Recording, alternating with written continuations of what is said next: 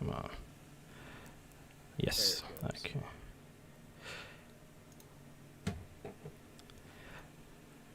Oh, come on.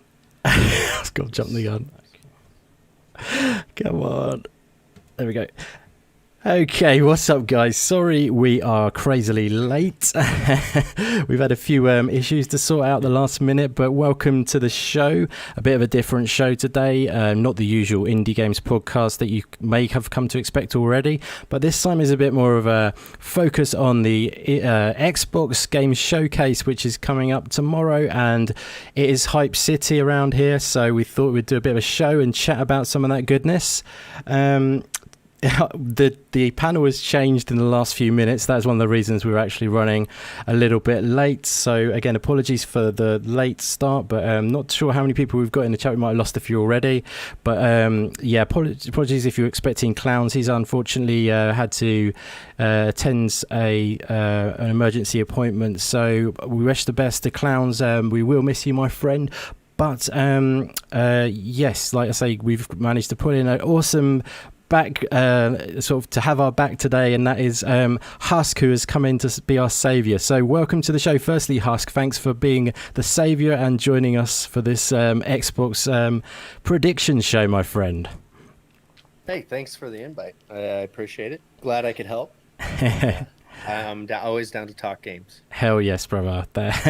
Well, thank you again. It's like I said to you before, I was definitely someone I wanted to get on the show. You were at some point, of one of the Indie Games podcasts, regular ones at a later point, but it just came a little bit earlier because you jumped in like a hero. So thank you again, my friend. It's much appreciated.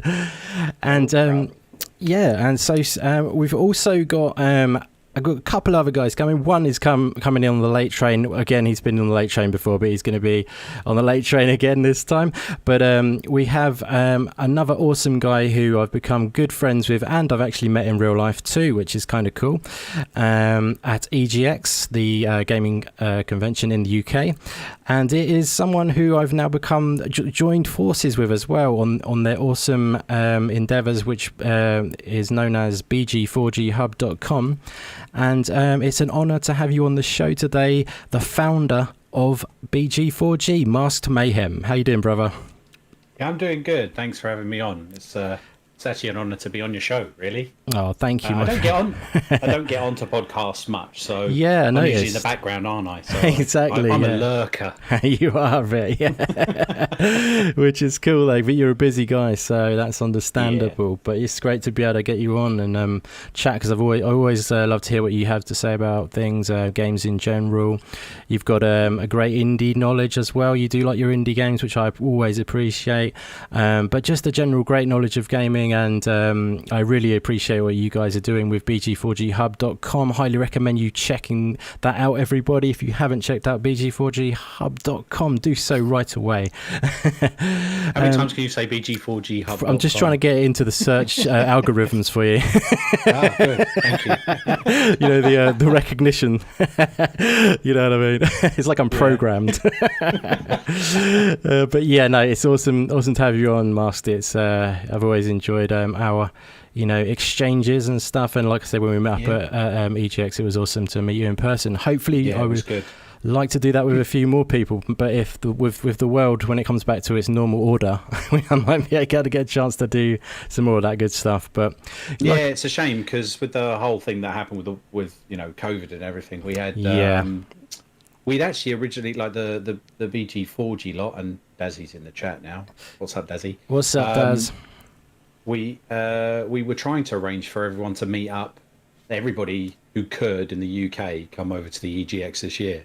That's been put on the back burner as well. Such a shame, isn't it? Yeah, I had my tickets in the bag for EGX Res, like I remember you saying, and it's all been cancelled now. It got moved, didn't it, firstly over to your tickets got transferred to the later event in the year, but now they've cancelled that as well, but which is a damn shame, but it's the only right decision to be made. But once it gets back to normal. I wept a little when I got the money back on my PayPal. I was like, oh, It definitely is because. Yeah, that's it. Actually, I haven't got mine back yet. They said by the end of July.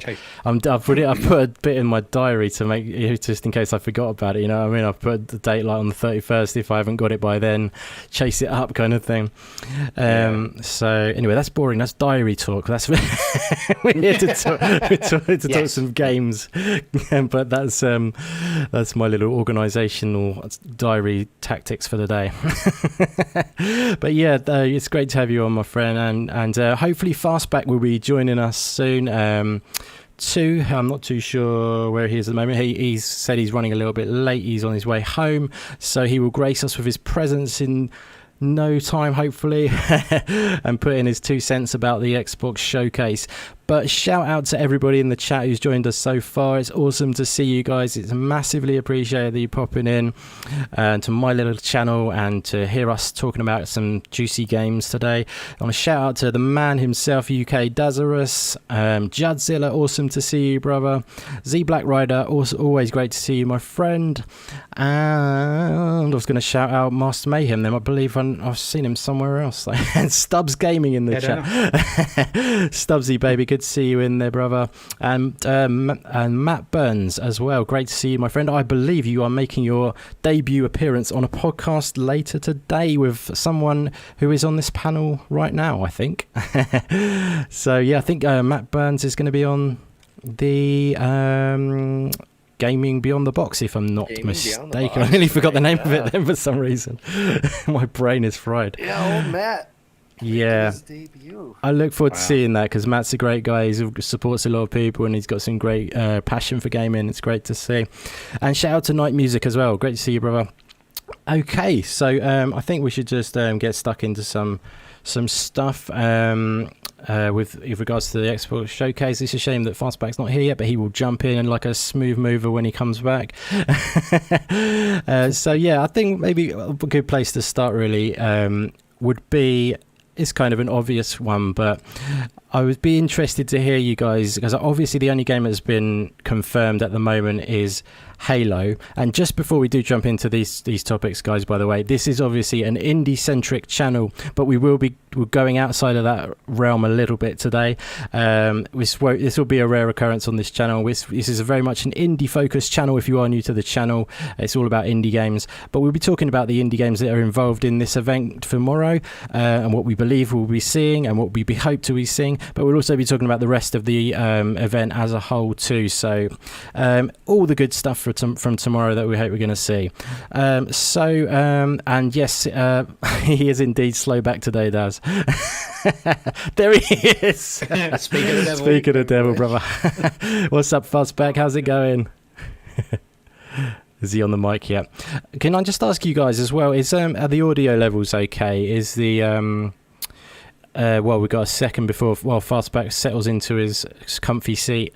Can you hear us nice and even? Are the audios balanced? Is any of us louder than the others? Just let us know and I can make that adjustment. It'd be much appreciated. I might just knock myself down a touch. Cool. Okay, yeah, just let us know, guys. It would be appreciated if the audio levels are balanced, etc. Just it won't be a problem. Just let us know.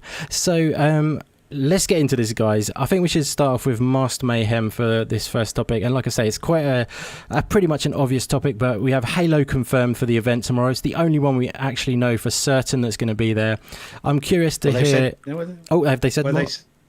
They said it was gameplay, isn't it? But yeah, they've said campaign as well. As well as the question I was going to kind of lead on to. First of all, I was curious to see when you think they're going to be putting Halo in the actual event. I mean, they've got a pre-show, they've got a main show and a post-show. What do you think is going to happen with Halo? How's that going to be distributed, my friend?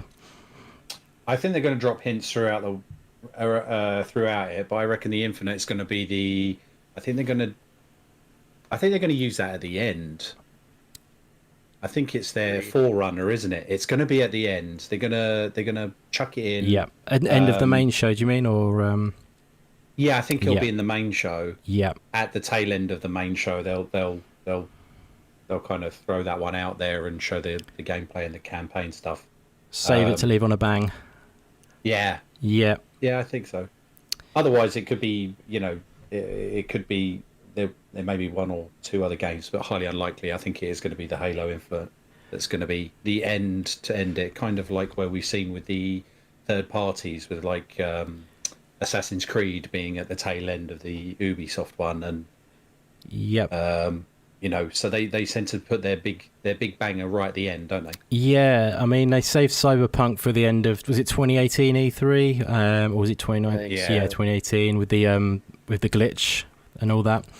That was the final showing, wasn't it? Because it was about to end and then that glitched in, didn't it? I think. So that's a pretty big deal. So you think Halo at the end? Do you think it would just be consist of just the one trailer, or do you think there's going to be anything else, or just be one juicy segment, or what do you think? I think they're gonna. No, I think there'll be one juicy segment. I think that's how they're gonna do it. Nice juicy segment of lemon or orange juice, maybe. It might be a bit lemon. It might be a bit bitter. If they go by their last marketing ploy of gameplay, it's not. It's just gonna be FMV.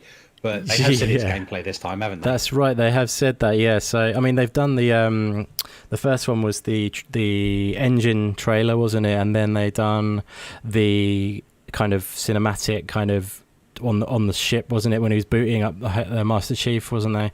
That's right. Yeah. And then surely the third in that trio is going to be a nice bit of juicy gameplay. So yeah, but that makes sense to me. I mean, I'll let you know when I'm thinking at the end. So what about yourself, Husk? What were you feeling? When's the Halo goodness going to be brought to the forefront? So, I think we'll see multiplayer in the pre-show. I really do. Main show, we'll get some campaign gameplay. Hopefully, a chunk of like an early mission or like side quest, depending on the actual layout of the game. I'll mix that in with some cinematics, and maybe in the post show, or even I'm not sure where they'll announce it. Like, I would almost be willing to guarantee that we get a multiplayer demo announcement tomorrow. So like a beta kind of, or of a multiplayer beta kind of thing. Mm-hmm. Yep. I mean, they've historically they do that, so I think. Yep. If you were going to announce it, it'd be a good time to do it. But I think all three portions of tomorrow are gonna feature Halo. But I think the juicy, awesome campaign shit that everybody's been clamoring for is going to be part of the main show, and we'll see more multiplayer in the pre and post. That's interesting. So I can definitely see where you're coming from with that. The only thing I find that is sort of potentially not wrong with it, but like why I might not do it like that or whatever, I don't know of all the answers, but it's just the where if you put something in the pre-show and then you're sort of revealing it and you're ruining the big impact, if you know what I mean. But I can definitely see it coming out that way though as well. It's tricky. I think there will be more than one Halo showing though. I definitely agree with you on that. Yeah, it's interesting. It's going to be a good focus on Halo. It's one thing there. I think it's the one thing they're going to have to crush, kind of thing, in a good way, of course. Xbox's baby, dude. Exactly, yeah. It helped birth the Xbox brand, so definitely they went hand in hand. Exactly, yeah. And what do you guys? I've deviating from my question already, but what do you guys think? Have you seen the box art and stuff like that? Because it seems very like. Seems very retro, Combat Evolve-esque, yeah, definitely. So I've got a little theory about that as well, but let's go around everyone before we move off this deviating off topics and stuff. But so yeah, that's all. I like your theories there, Husk. That could go down really well. I think that's a lot of juicy Halo goodness, and people should be pleased with that if they like Halo for sure. Fastback, brother, you there? Nope. Fastback. Oh, I can't. Hold on. You're very low, my man. Hang on. So I'm just gonna turn them up in Discord. Fastback. Are you speaking, brother? Yeah. You're very low. Indeed. Have you got any way you could get the mic or turn it up at your end or anything? It's very strange. That's really very, very, very low. Yeah, that's strange, my man. I reckon it's that echo setting again. We did set up his from last time. It should be the same settings. I've got it on here still as my boost from last time. It's very strange. I'll be back. Okay, matey, no worries. I think he's going to change his headset. He does a double headset whammy. Okay, so yeah, maybe while we're waiting for him to come back on that question, so going back to the Combat Evolve thing going on there, do you feel like this game's going to be set back into that sort of time? Is it a prequel? What do you reckon? Have you got any theories about that, guys, or is it just they're trying to sort of? I mean, I feel like they're trying to sort of say this is still Halo, this is the old Halo we're going to give back to you, but we're going to try some new things with it as well. Don't know. It is very much a spiritual reboot. Yeah, exactly. Yeah, and by the box art and its similarities to Combat Evolved, I think they're already trying to convey that message. Yeah, that they're not steering so abruptly away from what Halo is and what everybody's come to know and love, but that they're also taking it in a new direction while keeping true to the franchise. Exactly. I think it's like they're putting the comfort blanket out, and they're going to try new things as well with like there's that like I've heard about this. I was listening to the show earlier, and Jamie Moran was mentioning Metroidvania elements and stuff like that, and obviously there's the hook, isn't there? I forget the name of it. What's it called? A grappling hook, isn't there, and stuff like that. Apologies if anyone doesn't want spoilers, but I do know there's a few people who have contacted me this week who have said I won't be joining you because of I'm turning off social media and stuff, so they probably are not here because of that, if that's the case. But yeah, like things are coming out quite rapidly, aren't they, and stuff. So, but yeah, grappling hook is interesting. What do you make of that, guys? Grappling hook in Halo. Do you feel that's a interesting take to take gameplay in a different way, kind of like Doom, isn't it? Maybe because they had the grappling hook in that game. Yeah, I think it'll be interesting. I'd like to see that. I mean, I like the grappling hooks in Titanfall. So Titanfall 2, wasn't it? Yeah. I think it'd be good, but I'm hoping it's only in kind of the campaign. I don't really think it'll be. I think it'll be a bit irritating in multiplayer. Yeah, I know what you mean. I kind of agree. Yeah, interesting. I mean, like Titanfall is a very successful game with all of its movement mechanics and like wall running and grappling hooks and all of it, and it made for a really fun game. But I mean, Halo doesn't want to go too far, but we also don't see every Spartan ability that they have. You know, the Spartans are capable of so much shit, and we're finally maybe getting to a point where they're actually going to explore their tools and their true abilities and different things like that in a more open world setting. Yeah, I agree. Yeah, it does seem like there's going to be more of like a hub stroke open world sort of thing going on, for sure. Yeah, it does seem like it's a big evolution in that way. But yeah, but it's funny because you've got to sort of. I think this is why they had the traditional looking artwork and stuff, just sort of like it makes people feel safe with new ideas. Do you see what I mean? It kind of says, don't worry, we're still Halo, but we're going to put in this grappling hook, so try it out, but you're still playing Halo kind of thing. You know what I mean? It's like...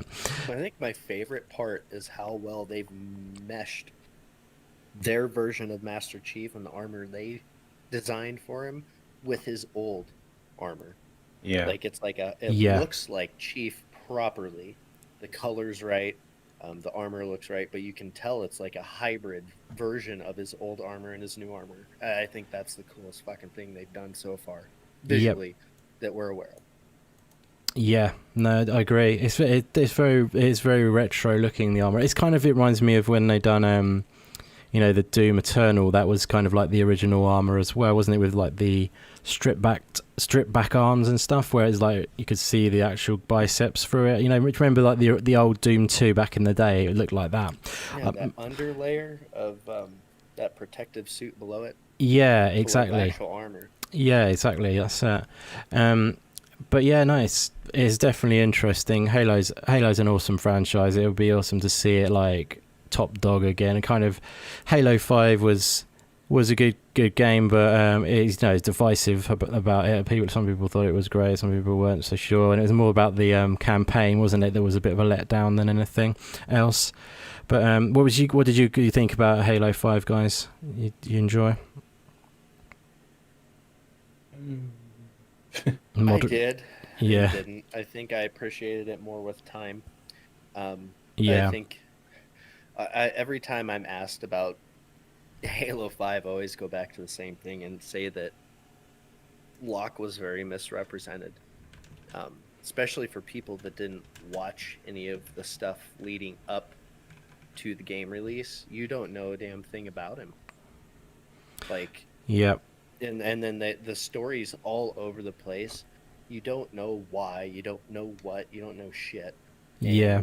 They just did a really bad job with the roller coaster of a narrative they tried to put through without giving any kind of backstory or information to justify it. So that's what upset me about it. It is a shame they didn't kind of build it like you would foreshadow parts of stories and stuff, like with characters, and you have to build a respect around characters and stuff. You don't just throw them in there and expect people to like enjoy playing that character, etc.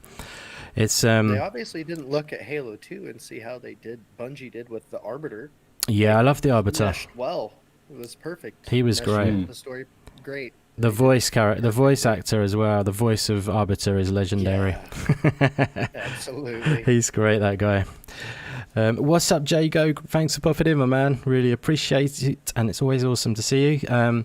What's up, Ashy Mark? Great to see you, my friend. Dazzy Baby still there. Night Music, Judzilla, Stubbs. Great to see you guys. Thanks for joining us.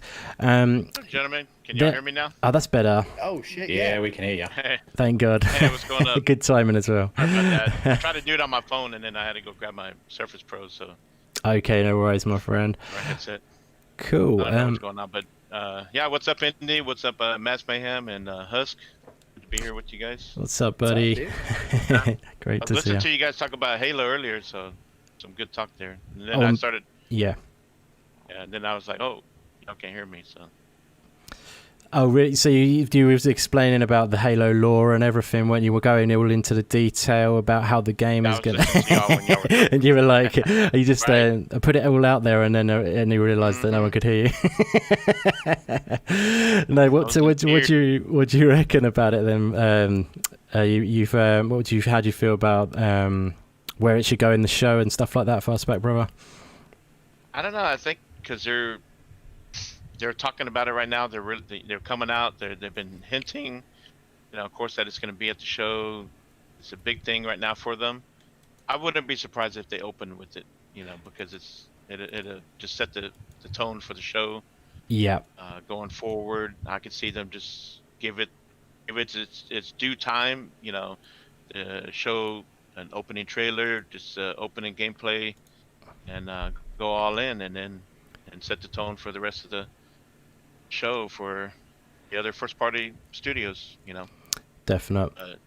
You can't go wrong going in the end either, to go out with a bang. So yeah, keep teasing people throughout the show. So yeah, I almost feel like it needs to be one or the other. Like it can't be placed anywhere else but at the beginning or the end. Yeah, that's true. And if you want to leave goosebumps on people's skin, you show some badass gameplay mixture, cinematic story shit at the end. For me, that's just my thought. Yeah, no, I Or mean, Sam Fisher, and like I said in a Boom Show. Yes, the I show heard that. ends Yeah.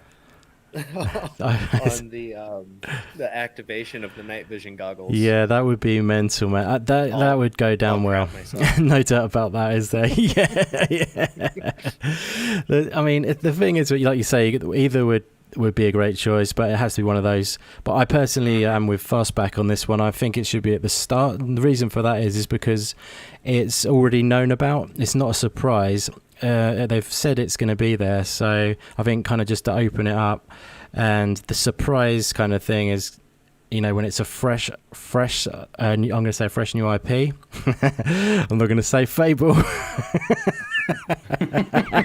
going to get into that, I'm sure, no doubt. Clownz isn't here to fight that corner, so. But yeah, no, I think opening on Halo. Halo. That's the cross between Halo and Fable. That's the new Breaking game. news. That's the storyline. Yeah, that's where it's at. Yeah, no, it's going to be, in my opinion, going to be Halo first. I think it's going to be like 10 minutes spent maybe on Halo. I reckon they're going to do like a little. Although it would be weird to go 10 minutes in. This is the problem. I'm still conflicted, to be honest, but I feel like it should be first. And then I feel like what it'll be is they'll go deeper dive on the post show. So I'm almost in agreement with like Husk, but I just don't know whether they'd show stuff before the actual impactful reveal kind of show opener. That's the only thing I slightly deviate from your opinion. It's very similar, but I think it's big impactful cinematic with gameplay trailer. And then deeper dive, maybe gameplay, like maybe even like you say beta, talking about that and showing gameplay while they're talking about this is what's going to be the deal on the after show kind of thing. But yeah, that's what I feel like. But I'm sure it's going to be awesome, and it's going to be interesting to see, you know, how they take the gameplay. Like with the grappling hook, that could be giving it lots of verticality, areas to explore in the Metroidvania kind of sense, if that is a true rumor as well. So that will be interesting. I do like Metroidvania games and the way they function. It's I think it could go down really well. But yeah. Anyone else want to say anything about Halo? About literally anything about what Halo is going to be like tomorrow or anything before we move on?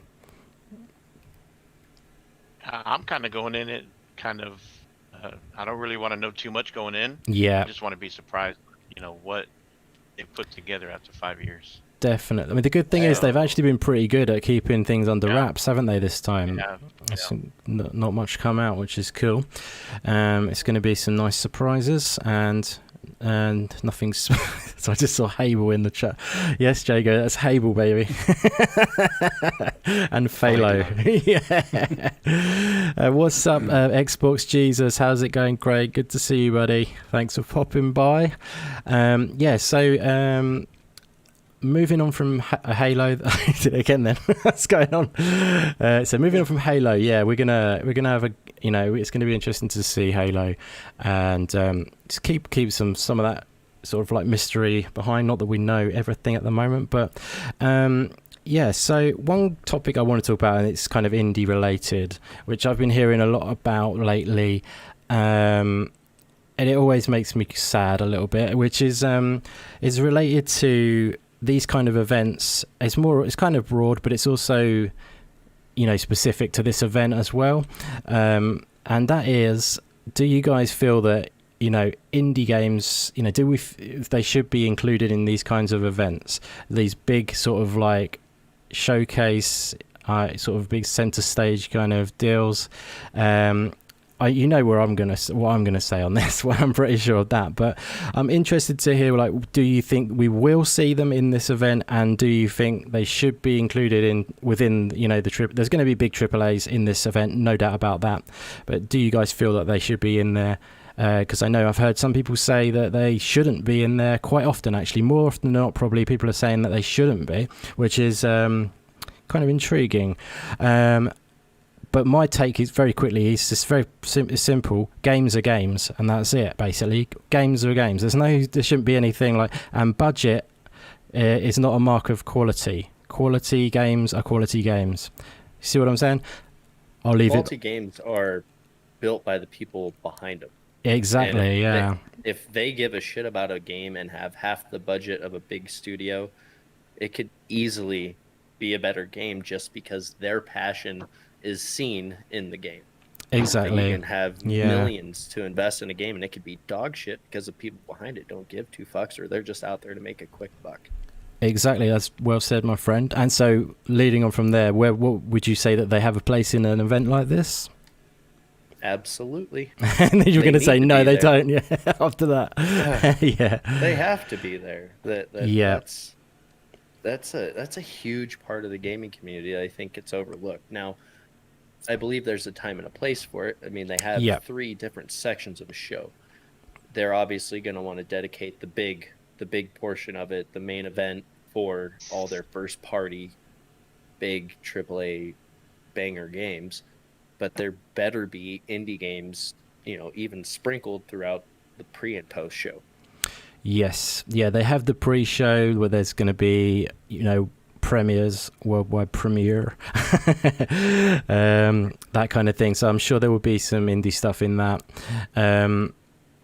To be more specific, then, do you feel they should be in the main event itself, or do you don't feel like you have to? I know you won't anyway, because you're a straight up kind of guy. But don't feel like you have to say yes. Obviously, if you don't feel like indie should be in there, even though we're on an indie podcast, feel free to say no, my friend. I wouldn't put them in there. You wouldn't. That's cool. And I was part of the marketing team and the people behind putting the show together, because I have a 3-hour window. Yes. And I could easily dedicate 20-30 minutes to specifically indie showcases in the pre and post show that plenty of people will tune into. Yeah, they've made it quite clear, I guess. That's one thing on why you could probably get around it, because they have made it clear there's going to be some good reveals and stuff like on Twitter, haven't they? They've said get to that, but I still feel that obviously people are going to be taking in the main show. I don't think everyone's going to go for that. It's segregating as well. Do you feel indies should be segregated in a way such as that? I mean, I guess it's down to it's quite a big question, because you might be thinking of it from a marketing point of view and stuff like that. It becomes a very branching question, if you know what I mean. But we'll keep to the more simple version of it, just to not complicate things. So you feel like it should be in the main show, not in the actual not in the main show. You should be in the pre-show, and not in the main show. I do. Cool. I feel like, I feel like it needs to take up good chunks of time in the other two portions. Yep. No, that's fair enough. Cool. That's a very valid answer, my friend. So, Fastback, my friend, what do you think about this one? I'll be intrigued to know. I don't like indie games. I don't think they belong in. No. I think it doesn't have to be any big segment for the indie games, but we know indie games are a big part of Xbox with Idea Xbox. In the past, they've showed a quick scissor reel. I think the past two maybe. They didn't really put too much time on the indies, but they showed a nice, good, quick montage of indie games coming to you. And if they are going to talk about Game Pass, they're going to, maybe they'll bring up some of the indies that are going to be in Game Pass coming up. So yes, exactly, yeah. And then like you guys were talking, maybe there'll be some indie games revealed in the pre-show, and then possibly post-show, whatever, following week or so. Maybe next Inside Xbox show or something. Yep, no, definitely. So you feel you feeling the pre-show? You're feeling a sizzle reel for the main show, were you? Sorry, or was that? Yeah. Yeah, and I think with all these demos that they're showing, that is kind of like a hands-on preview for gamers to look at a lot of these indies coming to Xbox. Yep, that makes a lot of sense. It's kind of I won't say, but yeah, it sounds similar to what I have had in mind and what it might be. Cool. Anything else you wanted to say about that? Fastback was a good answer anyway, though. Yeah. I don't see them putting too much time on indies. Not that you know me. I love my indies. Oh yeah, I know that. Yeah. But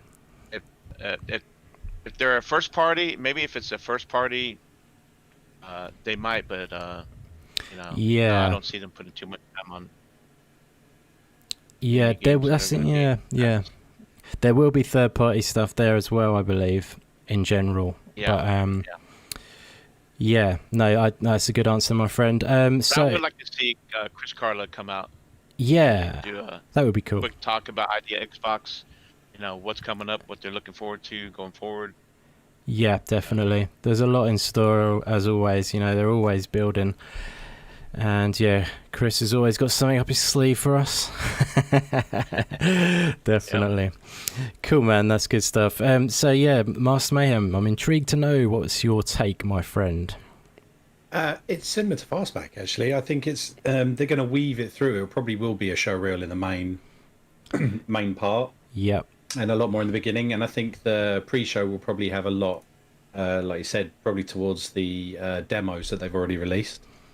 Yeah. To try out. Was it 60, isn't there? Yeah, at the moment, yeah. 70, 75. Yeah, I think I've only got through 5 or 6 of them. Yeah. Nice. But I think that's the thing, isn't it? It's there that's its own showcase. So I think they will do a scissor reel of like the ID again. Yes, definite. Yeah, and that makes sense. Yeah. So yeah, I mean, what I was gonna say for myself for this one is I definitely think we will see a good sizzle reel, a fast-paced, fast-moving sizzle reel with a ton of indies in there. I think it will be short, but there'll be a lot in it. They're probably 2 minutes or something like that, and you'll probably get like 15 games in there or something like that. I don't know, that's an estimation. So just for the sizzle reel itself, they'll blast through a ton who look great, and then you have to look them up yourself, kind of thing. But I also think they're going to do a few other trailers throughout the main show as well. This is in the main show, both things. They will obviously do some announcements on the pre-show. I think there may be 3 to 5 maximum, maybe 3 games in the main show. I might be trying my luck there, but I do believe it, that there'll be 3 to 5 in the main show that will be full trailers of indie games. Probably leaning to the 3 now. I'm thinking about it. I'm backtracking. No, but 3 to 5, I'm sticking with it. Yeah, in the main show. So I reckon full trailers, because if you think back to previous E3s, I think that's a good gauge. This is essentially, in my opinion, like an E3 showcase. And you know, they've shown games. I don't know if you remember when they showed like Spiritfarer is a whole trailer in the main show. They showed a game called 12 Minutes. I don't know if you remember that game. Probably do. It's a really cool looking game. That was a whole trailer in the main show. So I feel like they'll do something like that again. So maybe three special spotlighted games kind of thing, which are indies, and also there'll be the fast-paced sizzle reel in there as well. And you know, there's games like Unto the End, Carrion, Spiritfarer, as I said before. Those games are destined for Game Pass day one, so they might have that tied into it, Game Pass and indie. You know, because that's been quite a good little combination lately. Obviously, a lot of games going into day one, indie games. Carrion is dropping tomorrow. And it is dropping tomorrow. Dropping tomorrow. Yeah, exactly. That's probably, they will say about that probably in that potentially then. And yeah, like Unto the End has been confirmed as well, and I'm pretty sure Spiritfarer will go in. I think that's coming out this year, so it might even be sooner rather than later, Spiritfarer. So yeah, I feel like it's going to be a good game as well. It's going to be one of the big games, big indie games of the year. So yeah, I feel that's what's going to go down. I think we're going to see some good indie coverage in the main show.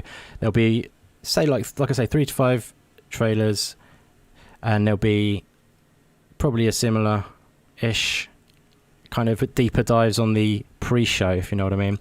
Maybe there'll be developer interviews on the pre-show rather than trailers, if you see what I mean. I don't think there'll be many developer interviews and stuff like that on the actual main show. It'll just be solid games. I don't think there'll be anything else other than games basically on the main show. But yeah, that's what I feel. What do you think of that, guys? Is that a bit, am I being a bit overly I hope my hopes are too high? What do you reckon? I'm intrigued.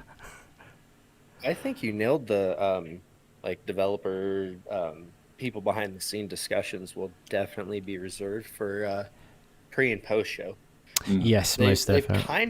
They've kind of stated that, I guess Aaron did to whatever extent, but I mean, we always got to take his post with a grain of salt. Yeah, it's true. I think you're right there. And who knows, maybe they'll dedicate a small segment in the big show for indie games, and maybe they're doing some crazy thing with indie developers and they want to highlight that.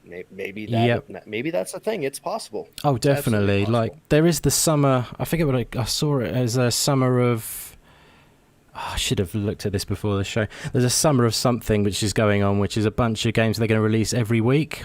Did any of you guys see that on Twitter or anywhere? They're releasing one game every week. Carrion's in there. It's ID at Xbox stuff. I forget. I should have checked it actually. I might be able to pull it up even.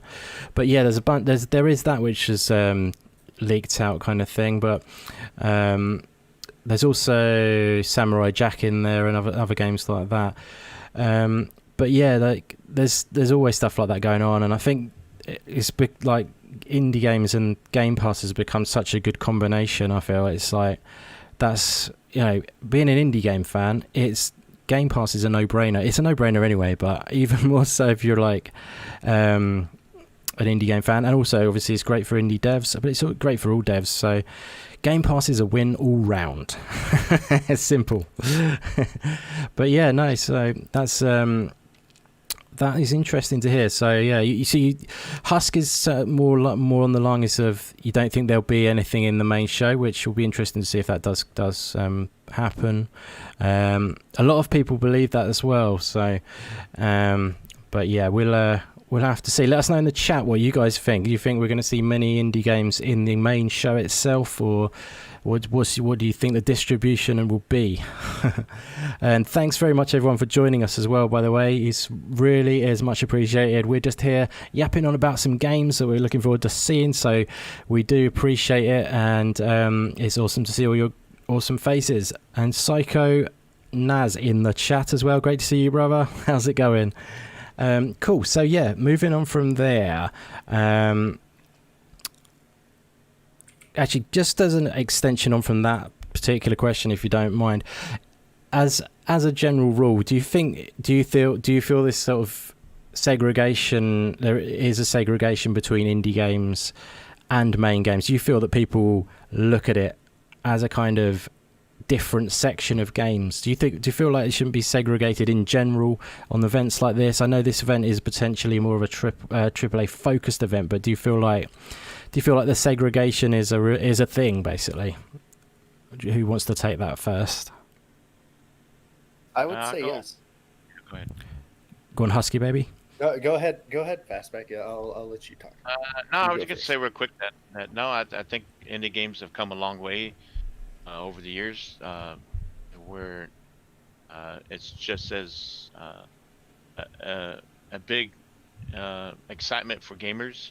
You've seen a couple indie games that are nominated for Game of the Year. Yep. And Xbox is definitely big on indie games with Chris Charlotte. With Idea, Xbox has grown a lot. You've seen these games come to Game Pass, and people have a chance to try some of these games, so you see more excitement. And then, like, not too long ago, we saw dedicated shows to indie games that, you know, the Guerrilla Games, the Future. Yep.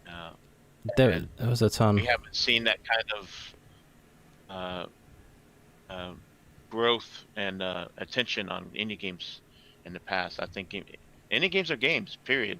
Doesn't matter if they're AAA or not. I mean, exactly. You have some indie games that, you know, like even Ninja Theory, they were considered, you know, kind of indie. You know, they had a double A. Yeah. Double A studio. Hellblade was indie. It's 20 people. 20 people made Hellblade. Yeah, and if you got the right people, you got talent. You know. Yeah. It doesn't matter. So no, they definitely deserve their place in the spotlight with everybody else. So. Yeah, and sorry to dive deeper again. Like you say, they deserve it. I know you're my man, Fastback. You know we're indie brothers. So, but do you feel like the question's more related to? Do you feel like other people look at them differently? Do you see what I mean? Oh yeah, you will always have people like that. There are people that all you ever hear them talk about is AAA from Xbox or PlayStation and Nintendo, and that's all they care about. Yeah. They have you see no attention from them as far as indies. Some of them even say, "Oh, they're just fillers for Game Pass," which is not the case. Definitely not the case. So. Yeah, You always have that negativity. It's true. There will always be that. But I feel like, you know, including them in events like this, some people feel like that is a bad way to approach, because it'll make them look like they're less of a game. But I feel like including them makes them, you know, stand along them, you know, as good products, basically. You know what I mean? I remember 2013 that PlayStation relied on indies to kind of help, you know, fill in for some games and put attention on games coming to PlayStation at the beginning of that gen. So definitely. You know. Yeah, it is a bit of a shame. Maybe it's fighting a losing battle, thinking that I could ever get more people. I mean, that's essentially what the channel's about, though, is to try and spread the love for indie games and hopefully get more people to open up to them if they haven't already. Obviously, cultivating a great group of people who love them already, but, you know, it's nice if some people consider them maybe when they haven't already, if you know what I mean. But yeah, so how about you guys? Husk, what do you reckon to this one, my friend? I believe I don't think there should be segregation, but there is. Yeah. Now, if you look at it from, like, you know, marketing and a PR perspective, you have mainstream and then you have everything else. Yeah. And indie games fall into the multiple subcategories. So true. What they're doing is listening to the majority, and that's why the main show is going to cover all the big shit, all the things that the majority want to see. Yeah. It's not that they couldn't, you know, highlight, like I said earlier, maybe some, you know, badass 5 to 10 minute thing of all these indie devs they're bringing in or something, you know, or because Xbox is really good about being inclusive. Yes. And Game Pass has benefited both big and small.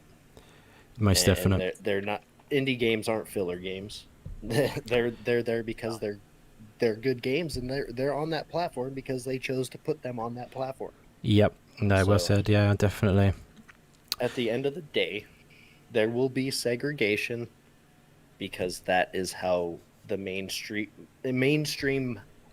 mindset works. It's true. And you have to abide by the percentages and the data in front of you, or your show is going to be shat on. Yep. And who wants to be in the cool gang anyway? They're like the tip, like, you know, who wants to be like in the, you know, the Chad gang, as the Americans would probably call it. I don't know. You know what I mean? Who wants to be like the coolest, most popular kid at school? You want to be like the alternative rocker. Who do you want to sit with at lunch in high school? I'd rather be the subset rocker, you know what I mean? I'm the guy that shits on your car and puts it in your gas tank. There you go, my friend. That's it. And then you know, it's weird because when you're young, you want to fit in, but when you're older, you want to be different, I think. That's how I feel anyway. But yeah, that's a good point, Husk. I like your take. How about you, Masked Brother? Yeah, no, I'm in agreement. I think they shouldn't be segregated, but they are. There've been plenty of indies that you could put even in the main show that people probably wouldn't even know are an indie. Yeah, that's it. You know, but I think that's where it is. It just gets compared, and it is down to the consumer and what the masses want, isn't it? They want them polished AAA games showing, them bangers there, so that they can draw in the crowd. And like Husk said, it's all to do with the marketing and the numbers, and it's a shame. Yeah, they want the eye candy, don't they? That's a bit shallow kind of point of view in a way, but you know, it's just how it is, isn't it? Kind of thing. But it's what's up, Invader? Thanks for popping into the AAA Indie Gamer podcast, as you would call it.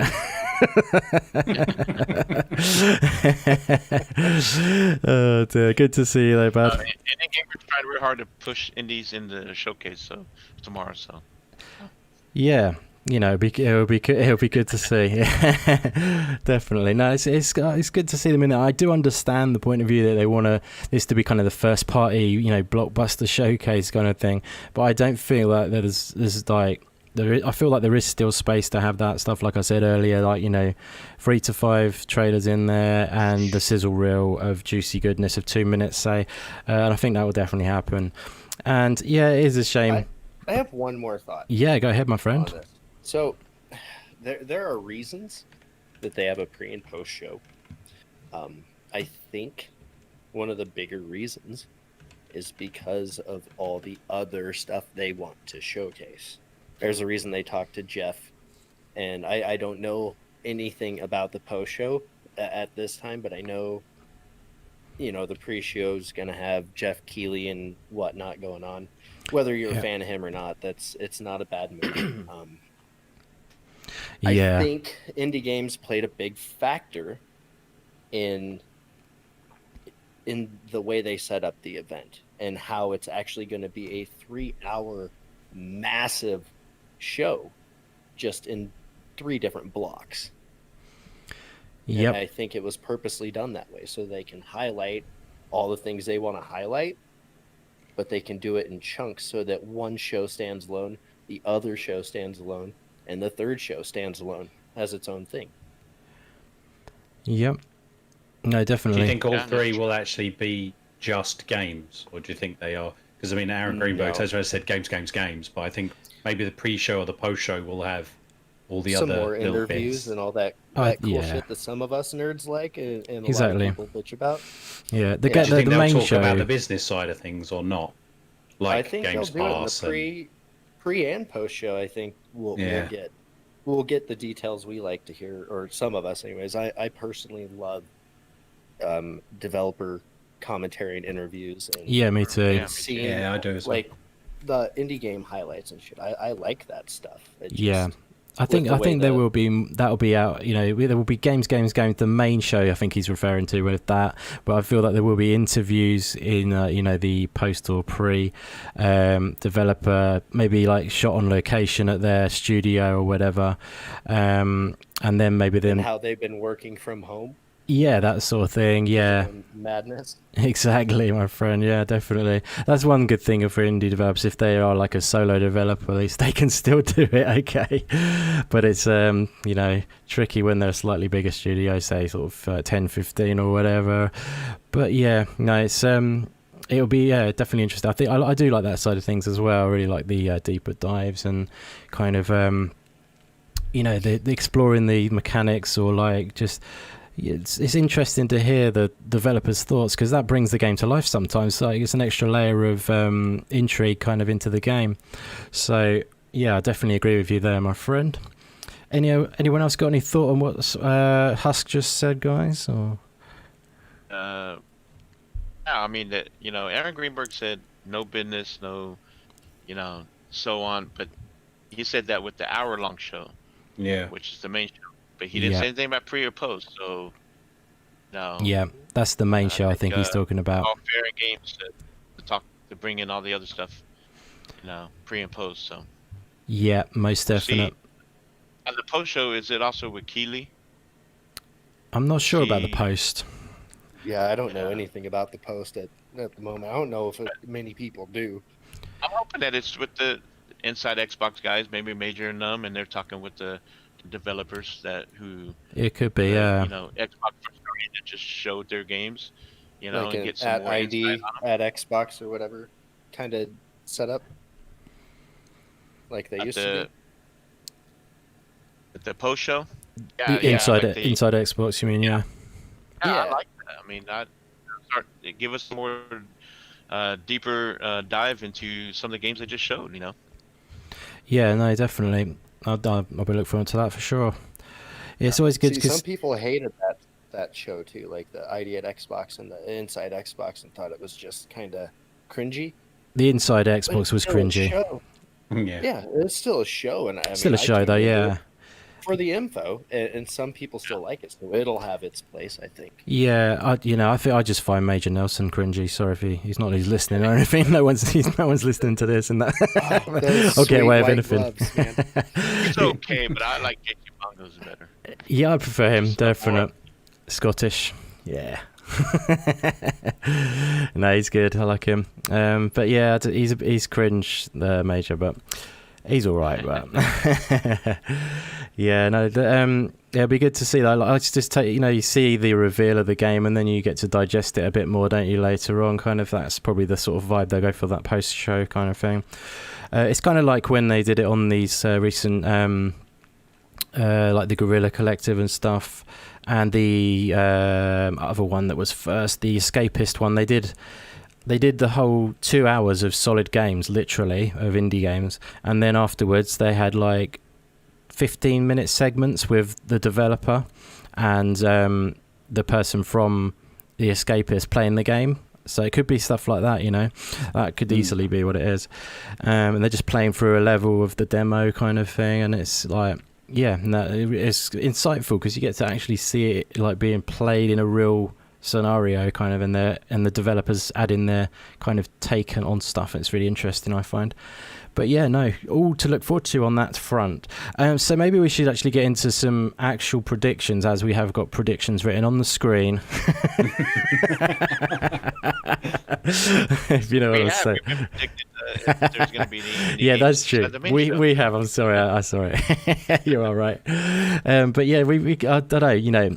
Don't worry if you've not got anything juicy. Juicy's the word of the day, obviously, guys. But juicy. Yeah, maybe we'll just go around and we just do it in a laid-back kind of way. Go around the little circle round and see if you've got any sort of predictions or anything that you are kind of thinking that might happen, which is on your mind, or you're just looking forward to, or just out of the blue kind of thing, or anything you want to talk about even. So maybe who wants to start on this one? Anyone got anything? Well, I'll go then. I'm just wondering, like, we'll definitely have. Well, I think we'll definitely have some Hellblade 2. Yep. Gameplay. They need to show that. Definite. So do you think it's going to be an in-depth, or is it kind of one trailer kind of thing? I think it's going to be more the gameplay. I reckon they'll do it similar to how... I think it'll be more in-depth, actually. Yeah. I think you'll have the Halo and the Hellblade are the two big forerunners that they're pushing. Yep. And it's going to be, like I said before, it's going to be like the Assassin's Creed Valhalla. I think they're going to do it that way. Yes. They're going to show the gameplay. They'll cut through. They may have some devs in, discussing it, whatever. And then that'll probably be in the post-show as well later on, but they will definitely show some of it. Yeah, so how far do you think this game is off being released then? I don't think it's that far off. Yeah. I think it will be next this year. Yeah. Early next year, yeah. Either early or it'll be one of their fall games. Do you reckon? I reckon it's early next year, possibly, personally. Yeah. Cool. Definitely. Cool. Yeah, it would. I mean, that what they showed of it was pretty damn amazing. It's Unreal Engine 5, isn't it? So, which is pretty cool. That demo that you did the coverage of that on the NLG show, didn't you? Fastback, Unreal Engine 5. You had a look at that a little while back, I think. Yeah, we talked about it. Yeah, that engine looks pretty cool. So it's interesting to see what the actual gameplay would be like from that engine. Be pretty juicy. It's gonna be definitely the word of the day. Yeah, that is the word of the show. But yeah, no. Hellblade 2, more like Mayhem was saying, a little bit more into what that's gonna be about. It looks like there's gonna be some. She's ready to fight a war, kicks some ass. She, what the hell that she went through in the first one. Looked like she's ready to get some people together and go kick some ass. Yeah, most definitely. Interesting stuff. It's an awesome franchise, an awesome. Yeah, it's going from indie to AAA as well. So what they done with the first one, that looked epic, didn't it? So, that's going to be quite something. I think they've got some skills at that studio. But yeah, so anyone else have you got something that you're kind of thinking? I mean, I've sort of thrown it out there kind of a bit loosely, guys, so apologies for that. But I just wondered if there was anything you kind of were thinking. Like Mask says, anyone else sort of got a sort of prediction for what you might be seeing? I want to see a Rise sequel. Rise sequel, there you go, something juicy. I'm gonna have to put a cap on juicy in a minute, I think. Rise sequel, yeah, I think a lot of people would like to see that, especially people like Jago. Yeah. I want to see Ninja Gaiden, Battletoads, Splinter Cell. Yeah. I want to see a beautiful, beautiful cinematic of Forza Motorsport 8. Yes. Yeah, I reckon that'll be. And they need to mic drop Fable. Ooh. I don't think that will happen. I'm in the no, that's not going to happen. On Fable. Yeah. I don't even care if they just interesting 5-second little reveal of the word Fable in some Cornish hen walks across the screen or something. Do you know? Yes, just so you know it's being worked on 100%. Well, if it's not shown this time, you and Indy are in the same boat that y'all don't think that Fable's being made at all. Oh no, I do think it's being. I just don't think it's going to be showcased or shown at all. Well, what is it? Playground Games, I think, isn't it? There's the rumours that Playground Games has got it. So if they're dealing with it, then. But the same thing goes that if Playground Games have got it, then they're probably concentrating on Forza 8 and all of the other games around Forza 8's Turn 10. Is it Turn 10 for Forza? Yeah, they're two separate studios for Forzas. Yeah, so they would have the resources, I think. But obviously, everyone knows that I've.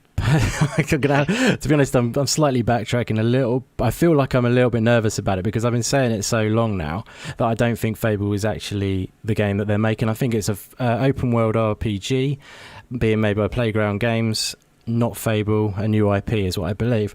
Just to let you know if you didn't know that already. But I'm getting a little bit nervous because I'm like me and probably Daz are probably the only ones.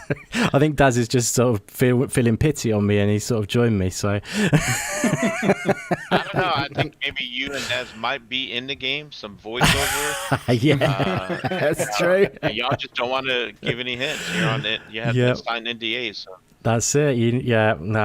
That's brilliant. Those chickens that say what? That would be good. But yeah, no, I just don't see it. But it's something I've been saying for so long. I kind of just don't say it anymore. I'm a little bit nervous because everyone's so obsessed with it. I played the first Fable and I enjoyed it, but I never really got into the rest of them. So yeah, I'm okay if it's a new IP, and I'm okay if it's a Fable, brought back. Yeah. Same thing with Initiative. If Initiative is bringing back Perfect Dark and kind of bringing it to the modern times of how games are made nowadays, make it you got the pedigree there that they worked on Tomb Raider. Yeah. That we can get something similar. But if they're not and they're making a new IP, I'm fine. Yeah, exactly. Yeah, I mean you're the positive gamer, so that's what you come to be known, which is cool. I love that about you. But it's cool, like Husk, that would be cool. It'd be a big surprise if Xbox is able to do something with Crytek and get a Rise 2. Yep.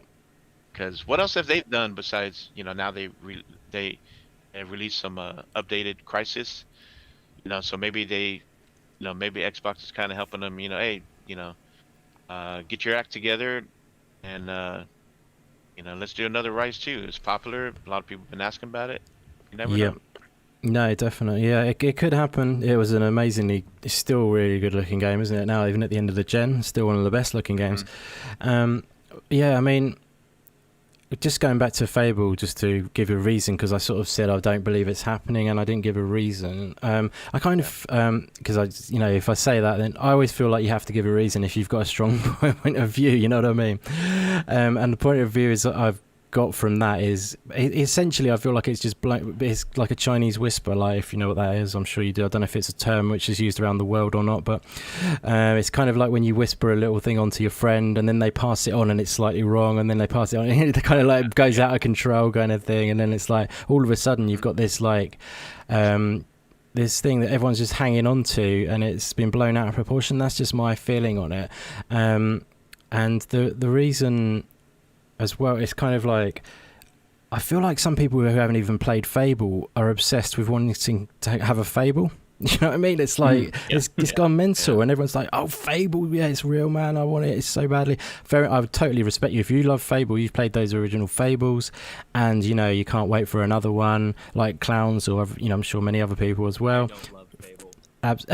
People that do, they don't. They deserve it at this point. You gone a little bit quiet, my friend. I can't quite hear you.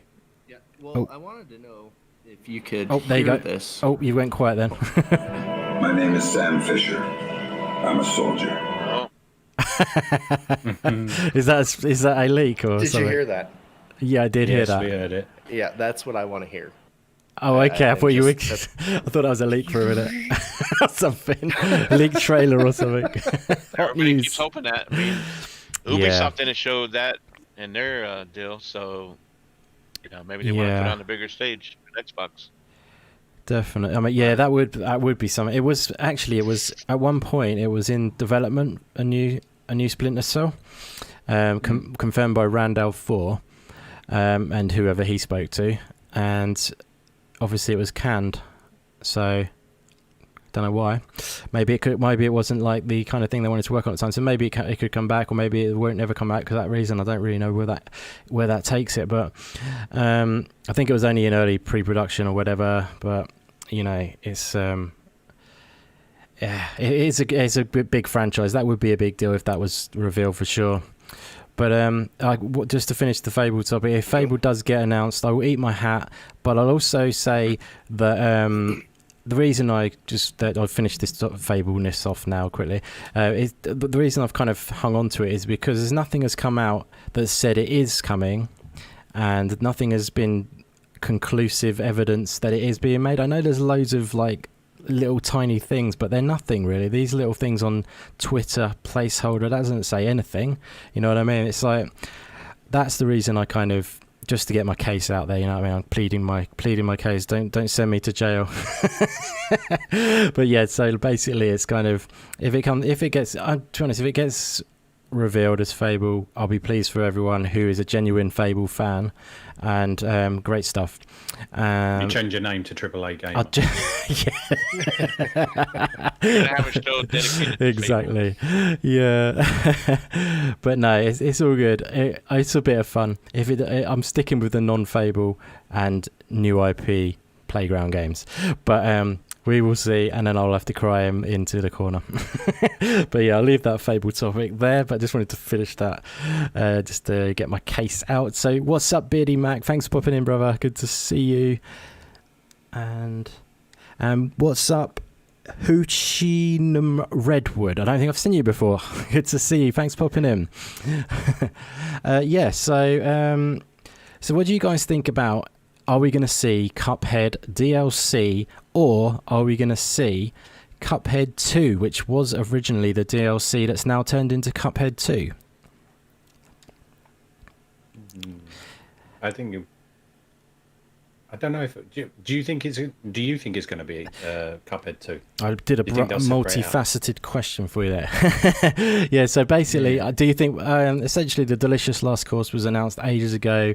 My thinking behind all that, I should have revealed what I thought about it first, is probably to give you the idea, is that it could have turned into Cuphead 2 because they've been in development for so long with it, and then it could have sort of been a thing where they've like, well, why don't we just make this into a sequel? We've got so much content for it. They're the kind of people who that could happen easily to, because it's similar to how Hollow Knight Silksong has turned into a sequel, which originally started out as a DLC for Hollow Knight, but it's turned into a full-blown sequel for Silksong, which is still on the way. And I liken the Cuphead developers and Studio MDHR to Team Cherry in the way that they're just incredibly creative, talented people who just have this amazing ability to just let content flow out of them, and it's literally unstoppable in a way. You know what I mean? It's kind of like they've got so much talent that they can't contain it almost. So it's turned it potential that will happen with Silksong. It's turned into Silksong sequel. So I was wondering, I have seen a few other rumors about this as well. So other people have been thinking this too. It's not just off the top of my head, but I believe it could be true that it's turned into a full blown sequel. But at the same time, do you think we might see it as the DLC that we've been waiting for a while? What do you reckon, Mast? You know what? That's quite an interesting one because I haven't even thought about it being a second one. I hadn't actually seen any of the rumors. So, Oh, really? Okay. you know, I'd seen some people question whether they would be dropping the DLC. Yes. Actually saying it as a second game, that's more plausible. I think they are that type of person, Exactly. type of devs that would actually create, enough to be a second game. Yes, exactly. And plaster it out. And I think that'd be quite interesting, actually. It would, yeah. You definitely get it, yeah. As difficult as the bloody game It is so tough, I have to say, yeah. I mean, it's a tough one because it's sort of... a lot of people say Hollow Knight is too tough and they gave up on it and stuff, but I've finished that game. But Cuphead I haven't finished still. And I think it's because Cuphead is kind of...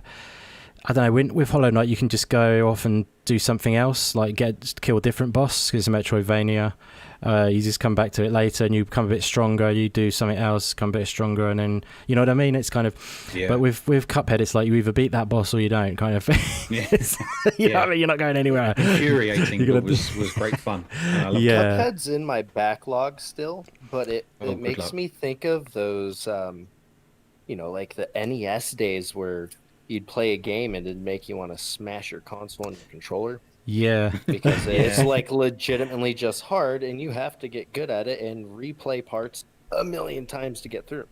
Is that semi-accurate? It's true, yeah. I mean, I did end up playing a lot of bosses on Hollow Knight, to beat them, but it's just, Cuphead is... I don't know, I went back to Cuphead a little while ago and I did manage to beat a few bosses, so maybe I've become stronger after playing Hollow Knight, I don't know. But when I played it the first time, I found it very hard. But it's a tough game. Do you think it's too tough? Do you think they should make it... Do you think they should make it easier? No, I think it's spot on. I think that's what keeps me going back to it. Or exactly, at least trying, and trying to get through it. I agree. It doesn't always have to have, the easy modes fitted. Yeah, I know that's another that's a whole discussion, isn't that is it, massive about whether you should have easy modes in there or not. But I just love the game for what it is. Exactly. I mean, Celeste is a great game, and that's a very tough game as well. And they have got a what do you call it mode? Oh, what do they call it? I forget the name of them. Where they... accessibility options is what they call it. And you can sort of do little things with it. You can change the speed of the game and stuff like that, which makes it, because it's quite hard, there's really fast, precise platforming in Celeste, so if you change the speed of the game very slightly, it makes it easier, if you see what I mean, because you've got more time to think and that. So yeah, there's little things like that they could essentially do, which are quite clever, which don't change the game. But I'm definitely one of those kind of people who say I like games I quite like when games are hard, if they're hard for the right reasons, if you know what I mean. Yeah. Because if a game's hard and it gets you to, rise to the challenge and again, I keep going back to Hollow Knight, but it's a hard game. But I feel Hollow Knight's definitely worthy of being hard. It's good because it's hard because you have to sort of you don't have a map until you've found the guy in the area who's got the map, like Ori and the Will of the Wisps copied from Hollow Knight. They copied everything from Hollow Knight, by the way, just to let you know. But when you have to find the guy in the area before you can even find a map. So there's that discovery thing. But then that's really cool because you are searching in a more organic and natural way, like you would in sort of real life or whatever, and you're really sort of discovering in a meaningful way, kind of thing. But and the bosses are just damn good, and they make you want to just beat them. So it takes a few tries sometimes, but you work your way around them, you work out their sort of patterns and stuff like that, and then you beat them, and it's a pleasure, unforgivably hard, but a pleasure. But yes, it wouldn't be the Indie Games podcast without a little Hollow Knight chat. So I mean, what do you guys think about Cuphead though? Do you think we might see Cuphead DLC Fastback, or if we do, it'll probably be in the pre-show. Ooh, do you think so? The DLC is what is it? The Delicious Last Course. That's right. Yes. So yeah, and it says 2020, but if they are going to talk about it, this would be the good time to bring it up, and it would be, but I can see it in the pre-show. Really interesting. Yeah, I suppose it could easily be. And maybe a trailer for it in the pre-show. I think this is not your average pre-show, is it? It's kind of it's going to be some good stuff in there. They said there's going to be some world premieres Exactly. in the pre-show. Stuff that's maybe not, maybe some third-party stuff, Yeah. We'll see. But exactly. I mean, I think it's time to see Cuphead personally. Yeah. How do you feel? It came out in 2017. Yeah, exactly. They pushed it back a year already. This DLC, so it's already been delayed. And they're still a small studio. That's a lot of work for them. Still. Oh, it is definitely, most definitely. We've seen what they can do, so it's like take your time. And there's 2 of them, isn't there? I think that's all it is. They may have grown a little bit more since. They then. might have done, but then it's their sort of signature art style. They might be the kind of people similar to, again, with Team Cherry. They're a team of 2 with a musician as well as a third, kind of similar size, and they've got like a distinct look that they may want to go about things with. But they could always get extra people in for programming and stuff like that, which would help, I suppose, though. But yeah, they're artists at the end of the day, aren't they? So, and they have grown. I'm looking at their deal. Oh, have they? Interesting. What have they got? You got a number of you? They've or grown beyond the 3. Yeah, because there was the 2 guys, the brothers, yeah, and that's right. I think one of their wives. Right, yeah. But you look at their deal, and they've already added some animators, developer. Cool. Yeah, they've added people, composer to the actual sort of team that they're. Is it the same composer probably, or? And it could be someone they contracted out. But yeah, exactly. Yeah. Credit. But, yeah, exactly. They've probably done that, haven't they? Programmer now. Yeah. Yeah, so they probably just made him one of the member of the family. So, I also, you hear Xbox, rumors that Xbox, they might announce some acquisitions. Of course, not in the main show, but maybe during the pre, just kind of, hey, throw it out there and get people excited. Especially if they have something big. Yeah. I would like to see MDHR Studio join Xbox. Would you? Yeah. Nice. Yeah. I mean, that would be great. I mean, I always feel conflicted about these studio acquisitions because it's taking them away from being indie. So, you know what I mean? I think they'll announce the WB acquisition. Ooh. Yeah. That's one thing I don't think is going to happen. I'm sorry to Boom and everyone who thinks it really is, but I'm not disagreeing in a way. I'm just. I think Phil would like to come out and announce it himself. It would be awesome, right? Do you think? Well, so for studio MDHR, sorry, or are you talking WB now? Well, Husk already went to WB, so we're on WB. Oh, WB now. I just can't see them. I don't see the point in buying. It's like buying the world almost. I don't see the point in buying someone that's bigger than you almost, if you know what I mean. I don't think that's their style. I think they buy up and coming studios. I don't know. Yeah, they have been. Yeah. I agree with that. But when they get a hold of the DC universe, holy shit. Yeah, I suppose so. Not a Spider-Man competitor. That's expensive though, isn't it? That is like blowing your load. They have the money though. They have the you know what I mean? If they can get a guarantee with DC, work something out, saying, hey, we want to be your publisher, we want to be Batman, we want to continue Batman, and maybe future DC Batman games. Yeah, I guess it's because I'm not excited about it because I'm not a massive comic book kind of guy. I guess maybe. Sorry. Yeah, even. I'm so sorry. I apologize. No, I'm a massive Batman fan, so that's one of mine on wish list. Yeah, I would love that. If they drop that, that's it for me. That's the show. It's big, isn't it? Yeah. Oh man, that rivals like a Halo or Fable announcement, if you ask me. I mean, Oh yeah, to me definitely. We didn't expect them when they dropped Ninja Theory, Right? so, but we've been hearing all these rumors about WB, so I don't expect them to do it in the pre-show. I think that's just something where Phil comes out, and I think I heard that he's not coming out in the main show. Maybe So, at the end who with knows? the, It end could be a with the post. Batman shirt. Yeah, I think that'd be too. If he did that, he's got to think of something new, hasn't he? It's every time I'm going to wear the shirt, like, they feel we've worked it out. I can't believe I didn't notice him wearing the Double Fine shirt, though. To be honest, it's quite an obvious kind of looking. Yeah. What am I saying? Lose my words. It made it really obvious when he had that on, didn't he? Because I can also logo. see, like, let's say they do pick up WB, they wait until later on, and maybe if I don't know if they're gonna have an XO20. I think they probably will. They save that for that and just make it a big announcement. Do you think we're going to save a big announcement for the August show? Because I mean, they could, yeah. They have to save some, big. Yeah, exactly. Do you think we're going to see the initiative at this one? I don't. I don't know. We've been seeing back and forth, like they're teasing us.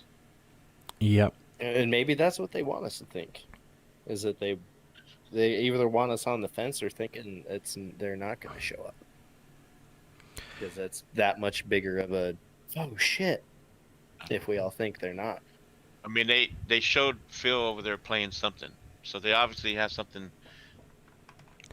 Yeah, it's in the works. Playable. That was quite a while. A teaser trailer together, you know. Yeah, I mean, it could happen. It's got to be divided somehow, but you know, I definitely don't think it's perfect dark. That's one thing I don't think. What's up, Cybernox? Thanks for popping in, my friend. It's great to see you. Hope you're doing good, buddy. Yeah, I mean, initiative, that might be one they're sitting out on, possibly. I don't know. But yeah, they've obviously got something in the works. It's quite intriguing to know what they're working on, but I hope what they are working on is something fresh, something innovative, and something, you know, completely new. Because they are supposed to be some sort of quadruple A studio, so it should be innovation that they're going for. You know what I mean? If they're doing something old, it's like, I know you can be rebranding or you're doing it in a new, fresh way. I just want them to come out with something clever that's never been done, and it should be the pinnacle, if you know what I mean.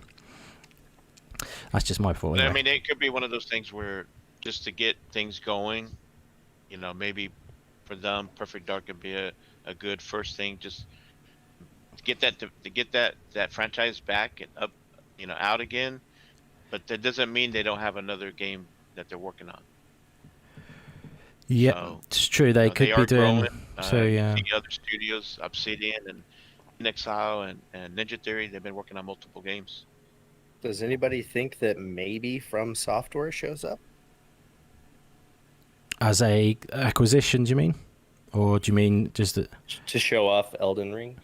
A lot of people think that, don't they? Yeah. It's been 2 years. It's a good chance. No, it's been a year. Was it 2019? Was it last year? That's on the cards, I think. Yeah, I would say. But, I mean, they've been talking to a lot of Japanese studios and devs, so I honestly think that something like Ninja Gaiden or Elden Ring could definitely. There was a deal going around it, but they might have Ninja Gaiden exclusive. Bring that out. Yeah. Bring it back. Yeah, there was a rumor. That would be cool for sure. It'd be great to see that back. One game I definitely think we're going to see though is Psychonauts 2. That's for sure. I think we're going to. Yeah, I've got that on my list. Oh, have you? Nice. Yeah. Do you see that in the main show, or do you see that in the pre-show? Because it's coming out soon, right? That's the main show, I think. That'll be main show game. Yeah, definitely. It'll be coming out this year. I think we'll get a release date potentially as well. I think it's that's what I think anyway. It's it was already looking. They've polished last time. It's looking great. Been working on it a long time. I think it's they've been with Microsoft for a while now, since last E3 was it when they were acquired. So they've probably been able to get a few extra people in to help to finish it off and that. So Double Fine always do a great job in my opinion. But it's, I was one of the things. That sounds weird, but I do get a little bit sad almost when people like Double Fine get acquired. It's like I like it because it's great for Xbox, and then you might get it in Game Pass and all that. But I don't know. I like people when they're indie as well, because they, a good thing about Microsoft though and Xbox is they don't take away people's freedom. So that is. Looks like that's what they're doing with the new studios. Make what you want to do. Exactly. That is an awesome thing. I don't think Double Fine would have been acquired if they would have had their freedom taken away, because they're that kind of studio who like to have their creative flair. So yeah, what do you guys, are you looking forward to Psychonauts, guys, or you think it's going to be there? Well, I think it's going to be there, so I'm looking forward to seeing. Yep. Good. I think it'll be there. I'm not huge into it, but it should show up. Do you not like your 3D platformers? No, I do. Okay. Dude, my backlog's huge. Ah. Just saying that right now. It's fucking getting ridiculous. I know what you mean. That's why sometimes it's just like I can't even think about AAA games anymore. It's like, you know what I mean? Yeah. Like... I'll get halfway into a game. For instance, I'm halfway into the first Ori. Actually, about 3/4. Can't start the second one until I finish the first one. Yeah. I'm about halfway through Doom Eternal. Oh like, no. I'm a halfway in and then get busy and forget. Yeah, it's tricky, isn't it? It's tough because when you're trying to juggle different games at once as well, and then something comes up like an event like this, and then you're like, oh, where am I? You know what I mean? I just want to quickly shout out Xbox 448. What's up, brother? Great to see you. And FC Violent, my man in the house. Awesome to see you guys. Thanks for popping in. Yeah, so some Psychonauts too. Not getting any love from Husk over here, but that's fair enough. This is backlog related. Yeah, I just literally can't play everything.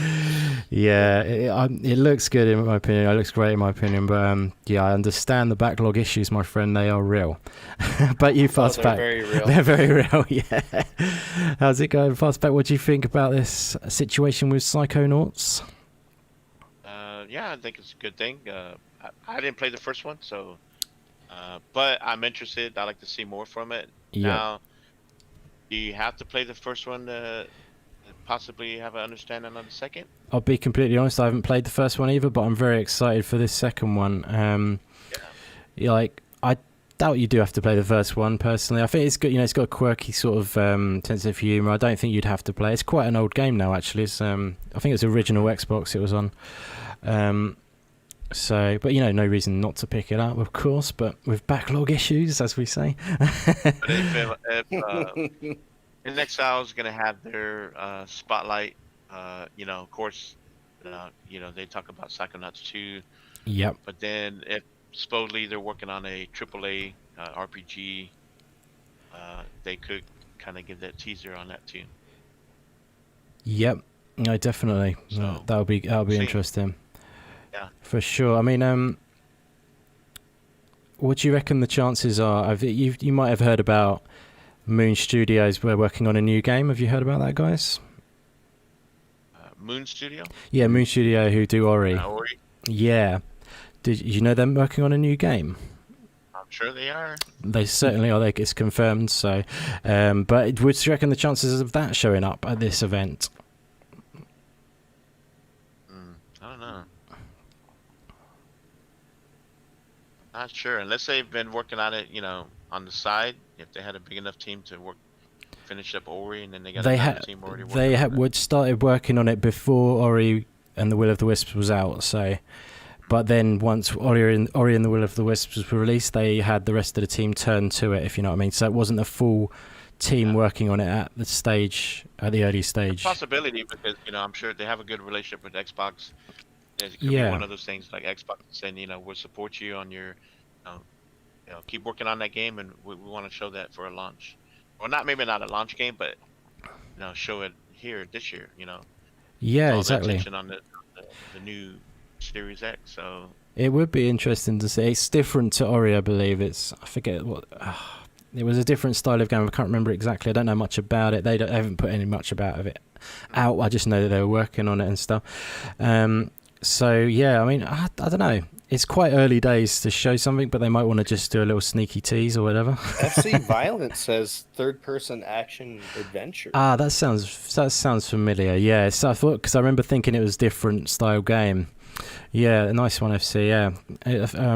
Interesting, because they're obviously an amazing studio, stepping out of their normal kind of side on sort of 2D, kind of 2.5D, I guess what you'd call Ori. But yeah, it's different. So, but they're very talented, so I'm sure they'll do something amazing. But yeah, it'll be interesting. Confirmed. What was By that? the dev. FC really? Bind says it's Yeah. confirmed. I remember hearing it. I remember hearing what type of game it was, but that sounds like it was that. Yeah. That'd be interesting. Yeah. It's definitely Do you interesting. think because of the relationship with the Xbox and they've, both Ori games have been on Xbox, that they could end up joining the studio? I Xbox personally studio? feel like they want to stay independent. I know I say that like I've said a minute ago, but I feel like I just get the vibe that they want to be an independent studio, and I think like what they've got with Microsoft is good because it's kind of strengthens them at the same time as them still remaining independent. If you see what I mean. Oh, absolutely. Having that strong ass relationship with Microsoft and Xbox is beneficial enough without being acquired. Yeah. True. Exactly. But I think Xbox has learned their lesson with how they handled their relationship with Respawn and some other studios that were doing second-party deals. Yeah. Seem to have a better grasp on, how they're, working with these studios. Exactly. Yeah, because Microsoft do publish obviously the games. They publish Ori. But it's different. It's different to their agreement with Studio MDHR, because Studio MDHR is still independent completely, and they self-publish their own games. So there is more of a connection between Ori and Moon Studios and Xbox. So, but yes, Studio MDHR they publish their own games, self-publish. So, but yeah, where were we? What was we saying? I forget the question now. Remind me. What were we just talking about? Rabbit trailed. Yeah. Oh, it was Moon Studios. Yeah. Mask, did you answer on this one? Do you think there'll be a Moon Studios game? Are you going to do a moon on the stage, my friend? Yeah, I'm going to do a moon on the stage. I'll live stream it after the show. No, I mean, seeing what FC Violent put in, then yeah, I reckon they're probably doing something. Whether it gets shown tomorrow, yeah, it depends on how long it's been working on. Like, I think it was probably more of a November showcase. Yeah, it could be still too early, I think, possibly, but they were working on before Ori and the Will of the Wisp released. As I say, I'm not entirely sure how much before. It sounded like they just got they were laying the foundations, if you know what I mean, and then because I think I remember this. I think it was actually said on TXR podcast where I remember this from, and they were talking about it on there. I'm pretty sure that is the case. I was hyper, my ears were like popping up a little bit for that, because it was interesting to hear. Because they had Thomas Mailer on their podcast. If you didn't catch that, by the way, the head of Moon Studios, which was awesome. So. Yeah, so it would be interesting. Yeah, so you think it might be a bit too soon? You think, or? Yeah, I don't think it's going to get dropped in this, but I could be wrong. I think it'll probably be a later showcase thing that might turn up in around November time. If you think about how much could potentially be shown tomorrow, and how much they have to leave out, I mean, they got to leave some big things for fall. Yeah. Especially for August. Like, I know odds are it's a hardware focused thing, but you still want to drop a few bombs that you saved. You don't want to blow your entire wad in one show. Yeah, you're all right. That's it definitely sort of strengthens the sort of possibility that the initiative won't be there saying that as well. I think, yeah, it's sort of... It's a tricky part because you want to show enough make people satisfied, like they feel fulfilled with an hour-long show.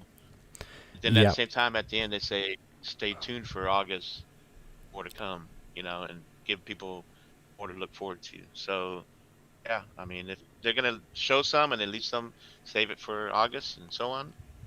See.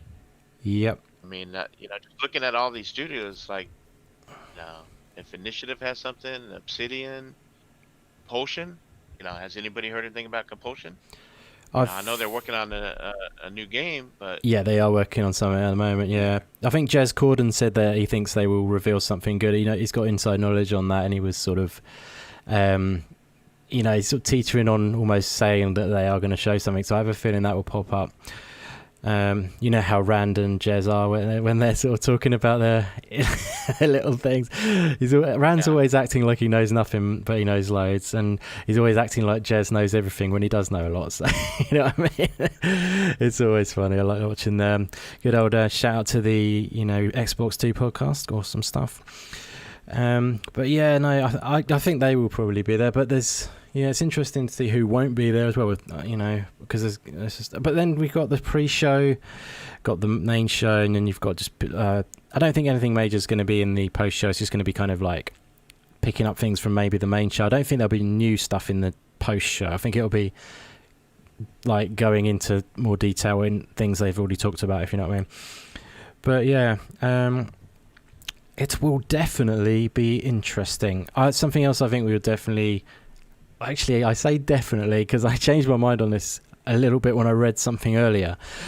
But something I'll go into what I was going to say, which is I thought that we would see Everwild gameplay. But yeah, I had that on mine as well. Did you? Everwild. Yeah. I think it was definite. I thought it was time, but the reason I say I sort of changed that is because I was reading about reading on. I can't remember where it was. I was reading it somewhere, and they said they're still kind of figuring out the gameplay, and I was a bit like, that's a bit worrying. But then, I don't know, because I was thinking it would be this time to show the gameplay. Slightly worrying as well because that almost feels like a similar scenario to when Sea of Thieves came out as well, which kind of had a beautiful world. Amazing world, which it is, Sea of Thieves world, like the lights in the sea, everything like that, but then it didn't really have a lot to do in it, and that's quite concerning almost, because it could be a similar scenario in Everwild, if you know what I mean. Don't know what you guys think about that. Well, I had it down on my list as they'll show it. They'll show Everwild. Yeah. Do you think they'll have some gameplay or? Yeah, I wasn't too sure. I'd like to see it. I think there probably won't be. Now you've said that. Well, yeah, it's not conclusive, but it was Craig Duncan, the head of the studio, as well, saying that, and he was kind of sort of his mouth, isn't it? Really? Yeah, exactly. Yeah, it's kind of from there. A little bit worrying. So, yeah, I had Everwild. I mean, talking on Sea of Thieves, I think we'll get a Sea of Thieves update of some description. Yeah, I think that'll just be a little plug in between. Yeah, I hope the gameplay to Everwild is good, because I think the game looks stunning. I think it looks really beautiful. So I hope they have got something good to do in the world. What type of game do you think it'll be? The art direction of that game looks so good. It is a beautiful art direction, definitely. Yeah. What do you think about what type of game it'll be? Do you have any ideas, you guys? It's co-op. Co-op, yeah. Nice. I don't know. It's so hard to read from what we've seen. It's tricky, isn't it? I mean, do you think it's going to be sort of survival aspects and stuff like that, third person, that kind of vibe, or with all the animals and like just the wildlife and the surrounding nature elements, all the trees and plants and grass, it would make sense. But I don't know. I can't put my thumb on any of it. I know it's co-op. That's about all I can decipher from what I've seen. Yeah, there you go. Yeah, it would. Yeah, exactly. It's tricky, but just slightly worrying because I mean, not worrying, but Sea of Thieves was a little bit of a shell, wasn't it, when it released? It's better now, apparently, but I still feel it's a little bit like that. Way better. Yeah, better. The better. Yeah, I mean. It needs to have good gameplay. Is the most important aspect of all. If they're designing the world and then thinking what do we do with the gameplay, then that's probably not the best approach, But that's a little bit of a nasty one to say, but it's just a fact, I'm afraid. You probably designing games around gameplay and mechanics and stuff like that, and then you flesh out a beautiful world, and it sort of kind of makes sense. But so what's FC saying?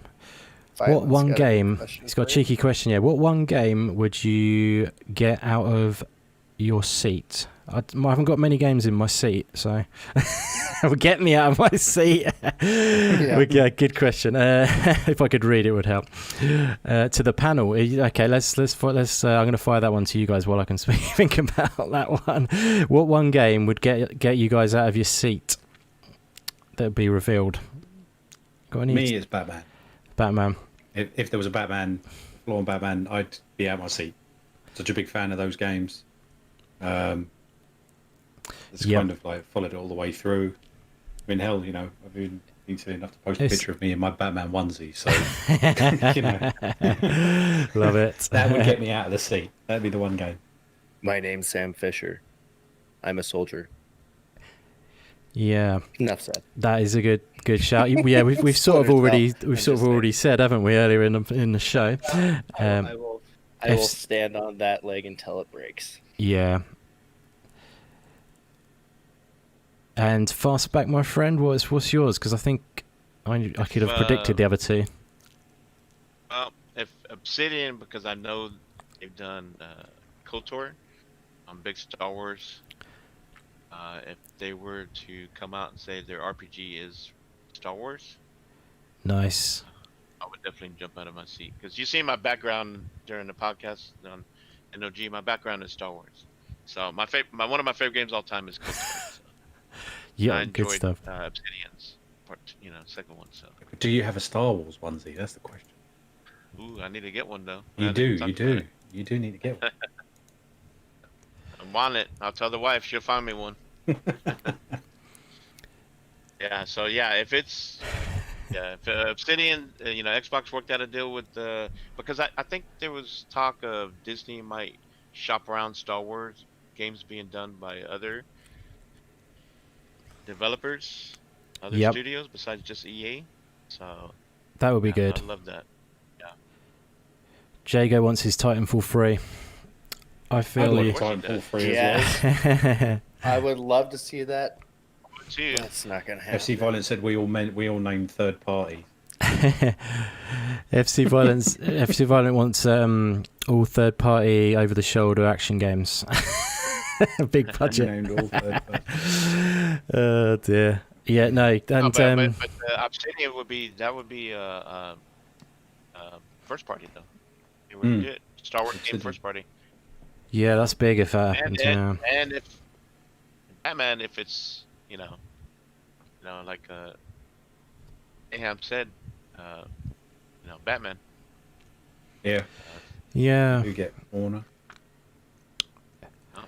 Dude, Jago, if they dropped even the random announcement of Titanfall 3, I would crap myself and fall out of my chair. It would be awesome. I think that would be. Get out of my chair. I would be like, oh man. I would love Titanfall 3 being announced. Because I waited until the Titanfall bundle when I got the Xbox One. It's another one of those games that got lost in the business world with horse shit wrapped up in drama. It's true, actually. Yeah. People and companies. So. Yeah, it's a shame that. There's talks about it, wasn't there, a while ago? Dead Space series. Oh, that is that's my pain. Yeah, I love that series. That's EA though. They like to. That's EA's fault. They break everything they touch. That is definitely EA's fault. They ruined Visceral. Dead Space 1 and 2 was so good, and then you could see in Dead Space 3 where it was EA was putting their 2 cents in and ruining it a little bit, even though some people still enjoyed it, but it was turning it more action-based with co-op and stuff. Dead Space wasn't even about that. It was about being alone on a ship with like moody lighting and stuff, and then Dead Space 3 is all of a sudden about, going along with your buddy and shooting. They're just turning it into something they can market. Shifted the narrative big time. Wrong. Big time. So they screwed up my series. Yeah, I love Dead Space, but it's a shame about that. Oh dear. But yeah, I mean, well, I'm trying to answer FC's question now. So I mean, the thing is, I think there's going to be new indie games revealed, so hopefully one of those are cool. I'd quite like to see 12 minutes come back and give us a release date or something like that. I don't think we will. I'm just saying some games I'd like, but obviously my most anticipated game is Hollow Knight Silksong, which won't turn up at this event at all. If it turns up anywhere, that will turn up at a Nintendo Direct or a Nindies Direct. So that's when that will turn up. So unfortunately, I won't see that now, but that's fine because it was hoping it was going to be this year, but I don't know if it's going to be this year Silksong anymore. So, and besides the indie game, what would get you out of your seat? What would get me out of my seat beside? AAA, come on, you got to say one. I don't get out of my seat for much.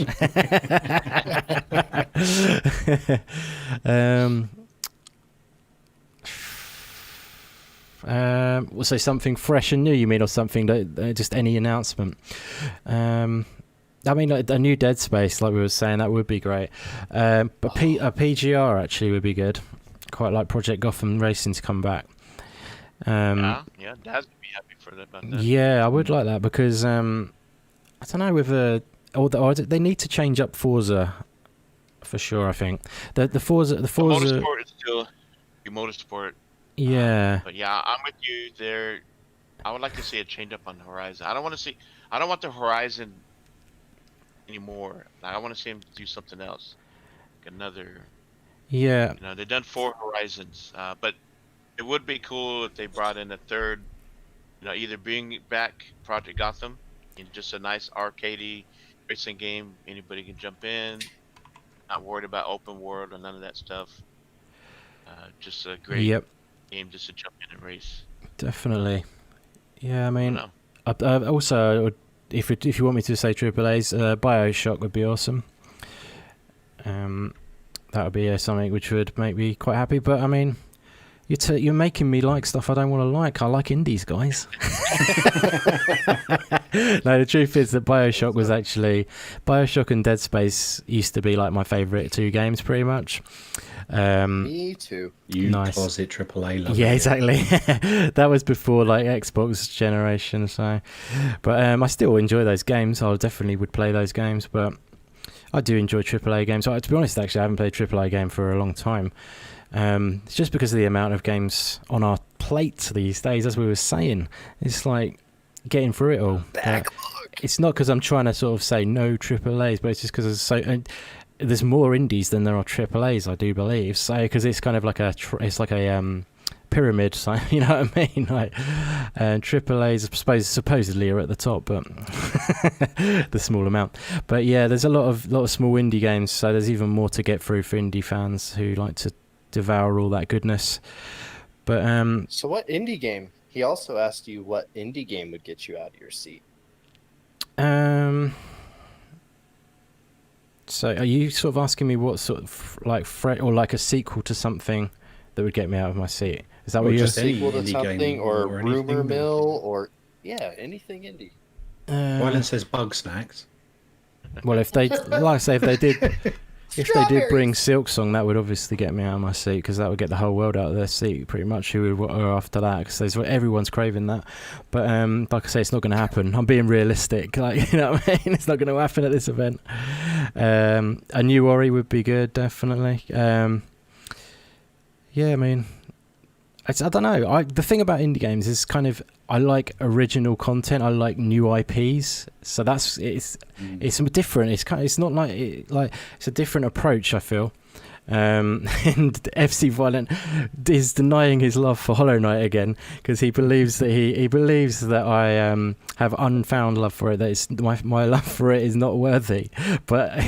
He knows the truth that Hollow Knight is the greatest indie game available, and he knows that he loves it, but he's in denial.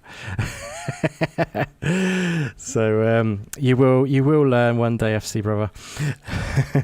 But yeah, I mean, like I say, it's about the innovation. It's kind of like discovering the new things they're doing about the games that I find more enticing. With AAA games, it's more about that. I don't know, it's a blockbuster kind of thing, isn't it? It'll look big like fireworks go off. It's a different kind of feel. It's kind of, I don't feel like it. I don't really associate it in the same sort of way. Like if I see 12 minutes like at E3 last time, and then I go and look it up and stuff, and then that's how I sort of get out of my seat a bit later on. You know what I mean? The seat is still in. I'm still in the seat for a little bit, and then I'm like, now I'm out of my seat because this is intriguing. Does that make any sense? No, probably not. But yeah, no, it's there's there's a lot to look forward to, and I'm sure there'll be some cool new content on the indie front on there for sure. What are you looking forward to, FC? What's your what's the chat's take? What's your one thing you would love to see which has not been talked about, or it's out of the blue? Let us know. Yeah, so I think, we've pretty much gone through a lot of stuff. Have we any other stuff we haven't talked about? I mean, what do you think we're going to see Forza 8, guys, just before we move out of this place? So Forza 8, is that going to be there? Is that going to be a launch title, do you think, or? I think so. I think they're going to try and go similar to how PlayStation. They're going to need a race game, aren't they? I do believe. I think so, because it's a great showcase of new hardware, isn't it? Like a racing game, always a good way to showcase that. I personally think it's going to get announced this tomorrow, Forza 8, and I think it's going to be a launch title. Some people don't believe that around, but even Randall 4 doesn't believe it's going to be a launch title. He thinks it might be at the event, but he thinks it'll be next year. But one time, I believe, actually don't agree with that. But what do you guys think? Fastback and Husk, what do you reckon? I don't think. I think they'll announce it, show it, but I don't think it's coming out this year. I think because all the focus is on Halo, it's gonna be crowded this fall. So it's like, when do you launch?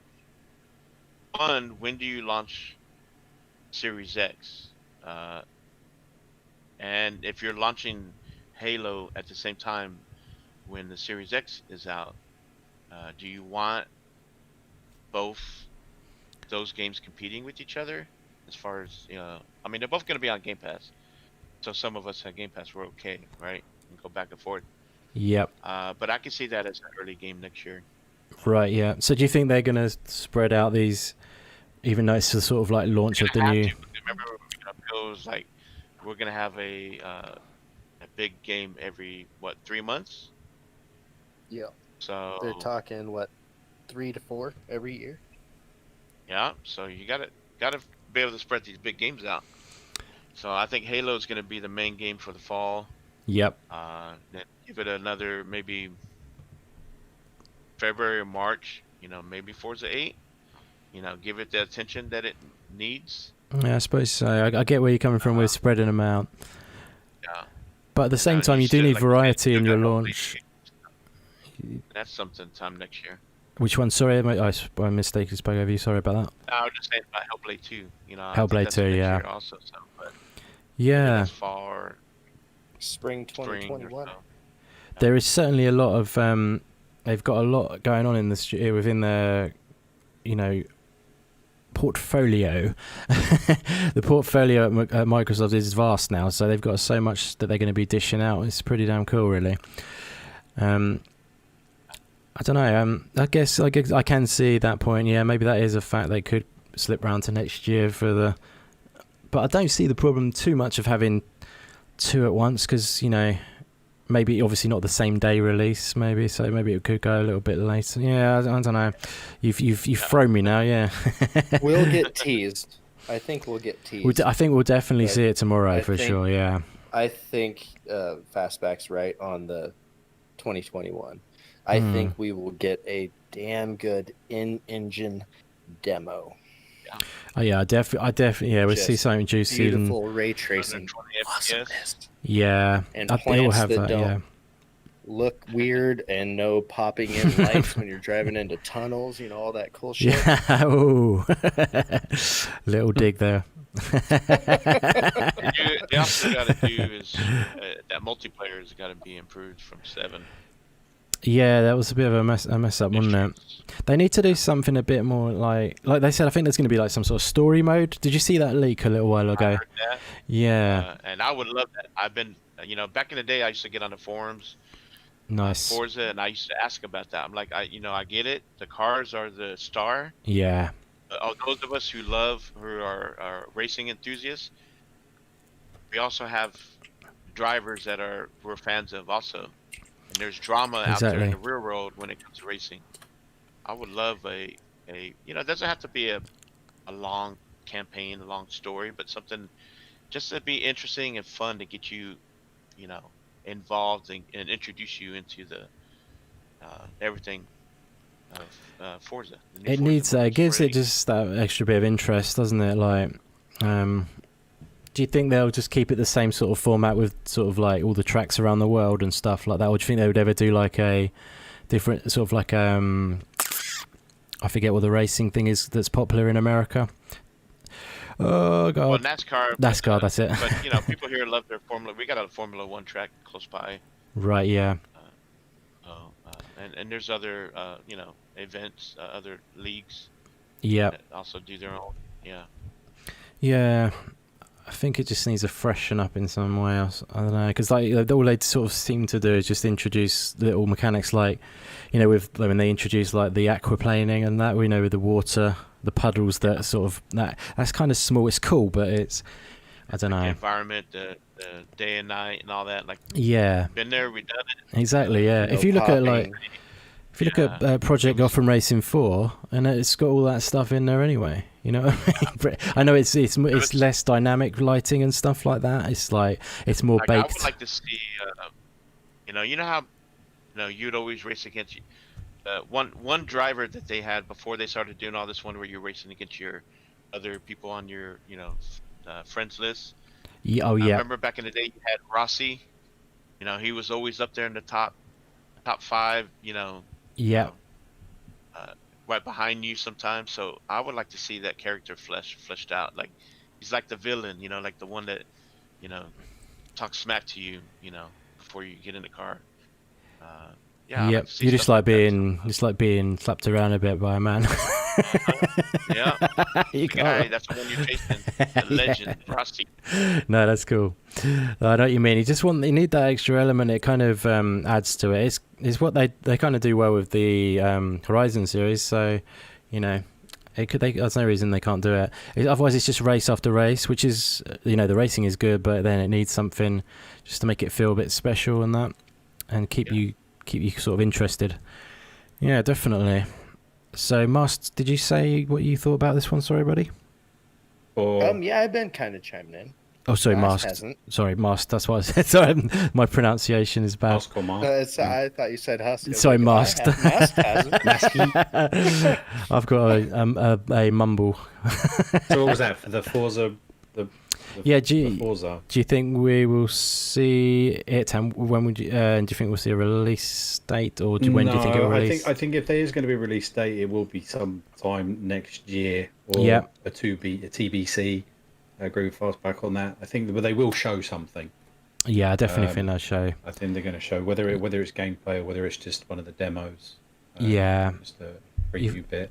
You've kind of talked me out of it, you guys. Actually, I'm thinking it a bit now. And now watch them say coming out this year. Yeah, I should have stuck to it. Which, hey, but ain't a bad thing either. So Yeah, exactly. Yeah, I mean, either way, it's good. I mean, it's a hell of a title, but like the thing is that consoles come out. It's not that far after release. If it comes out like February or March or something, it's still showcasing the new hardware, isn't it? So, but yeah, Halo's going to do a good job of that as well. Yeah. So, is there anything else you guys want to throw out there, just that we're for tomorrow? Anything you're hoping or? I'll go through my whole list, and you guys can Okay. just shoot me down if you want. No, I love that. So I've got Halo Infinite, Hellblade 2, Psychonauts 2. Then there's going to be possibly a Sea of Thieves update, a Minecraft update, because I think they've always been hinting towards updating it with the ray tracing stuff. I reckon they'll try and wedge in Flight Sim, and when and where it will be coming to the console, because obviously it's released in August on PC only, and everyone's up in arms about it was supposed to be coming to Games Pass for the consoles. So I reckon they will shoehorn that in somewhere, but they want to show off, the Flight Sim. It's a big deal for them.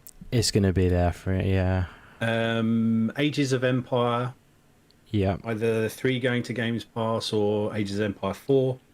I've got a question mark which was new RPG from Obsidian, or do you think they'll just give us updates for Pillars of Eternity or Outer Worlds? I think there might be a DLC for Outer Worlds. Yeah. Yeah, I think there's a good chance of that. Yeah. But I don't know if that may not be. That might be something that slips into the first show, the pre-show. Yeah, I think that. Did you play Outer Worlds? Yeah, I love it. Yeah, I didn't get a chance because too many indie games. I'm buried in indie games. It is kind of like an indie game. It kind of is. It's not a long game. Yeah, Kind of is, yeah. I've got Forza 8 as well, just maybe a preview or a demo.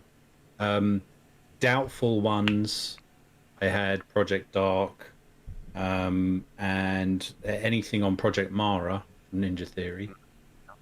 Yeah. Banjo-Kazooie, Everwild. And then you've got these whole Do you really ones, think? haven't you? Do you think Banjo-Kazooie's gonna? You really think Banjo-Kazooie's gonna happen, or is that? Nah, it was a doubtful one. A question I think mark. that might Yeah. be something to be dropped. That'd be one of them bomb drops from Rare. I think they're concentrating on Everwild. Yeah, I think Rare might have another game, a smaller one though, like Grounded. Battletoads. I mean, it's not being made by them, but.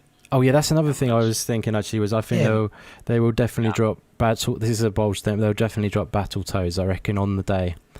It seems really weird though, because that's gone really quiet. And I remember going to the opening of the Microsoft store like last year and being able to play Battletoads. Maybe. Well, there's a few it was just reasons really weird. for that, They were yeah. showcasing it like over a year ago on the Xbox and then at the XO19, and then it's just gone all quiet. There's two things that could be down to. Is one, they're totally redoing it. Two, it's coming soon because they're pulling it, and then it's going to be a surprise, I guess. You know what I mean? This could go either way. That's how I feel. Stubbs has put Battletoads cancelled. I don't think it's cancelled. I mean, it got some flack, didn't it? But it did get some. With Streets of Rage having a bit of success over the way it was done, I thought Battletoads would be true. Just the same. They've kind of reskinned it, from what I've heard. You think they've redone it since the reveal, or? I think it'll be there. I don't know if it'll be in the main show, but I think it'll show up tomorrow. I think it'll be in your Game Pass library. Yeah. But it might not be, of course. But we like to do fun predictions. But yeah.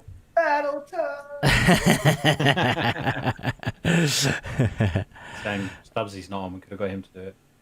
Oh yeah. What I got Wasteland 3 as well. Oh yeah, nice. Yeah. Wasteland 3. The rumours around a Harry Potter game. I doubt there's a Wish, or whether they got something about that. The Wish was Batman. And then I think there's going to be a couple of Japanese, Korean games that we really don't know much about that they'll drop in, obviously, with the thing. And maybe some more updates. Yeah, Ninja Gaiden would be really That would be awesome if it was that, yeah. And then maybe some more on Crossfire, isn't it? Yeah. That Korean first-person shooter that they've been plugging. Oh, yeah, I remember that. That was at EXO as well, wasn't it? Yeah. It's not getting a good reception. No, it's not. Not really my cup of tea. I don't think we'll see it. Jaco's taking the piss still out of my my Phalo and Tabble Bodes. Right, I'm dyslexic. I'm actually not, but yeah, no, it's just I'm tongue-tied, I'm afraid.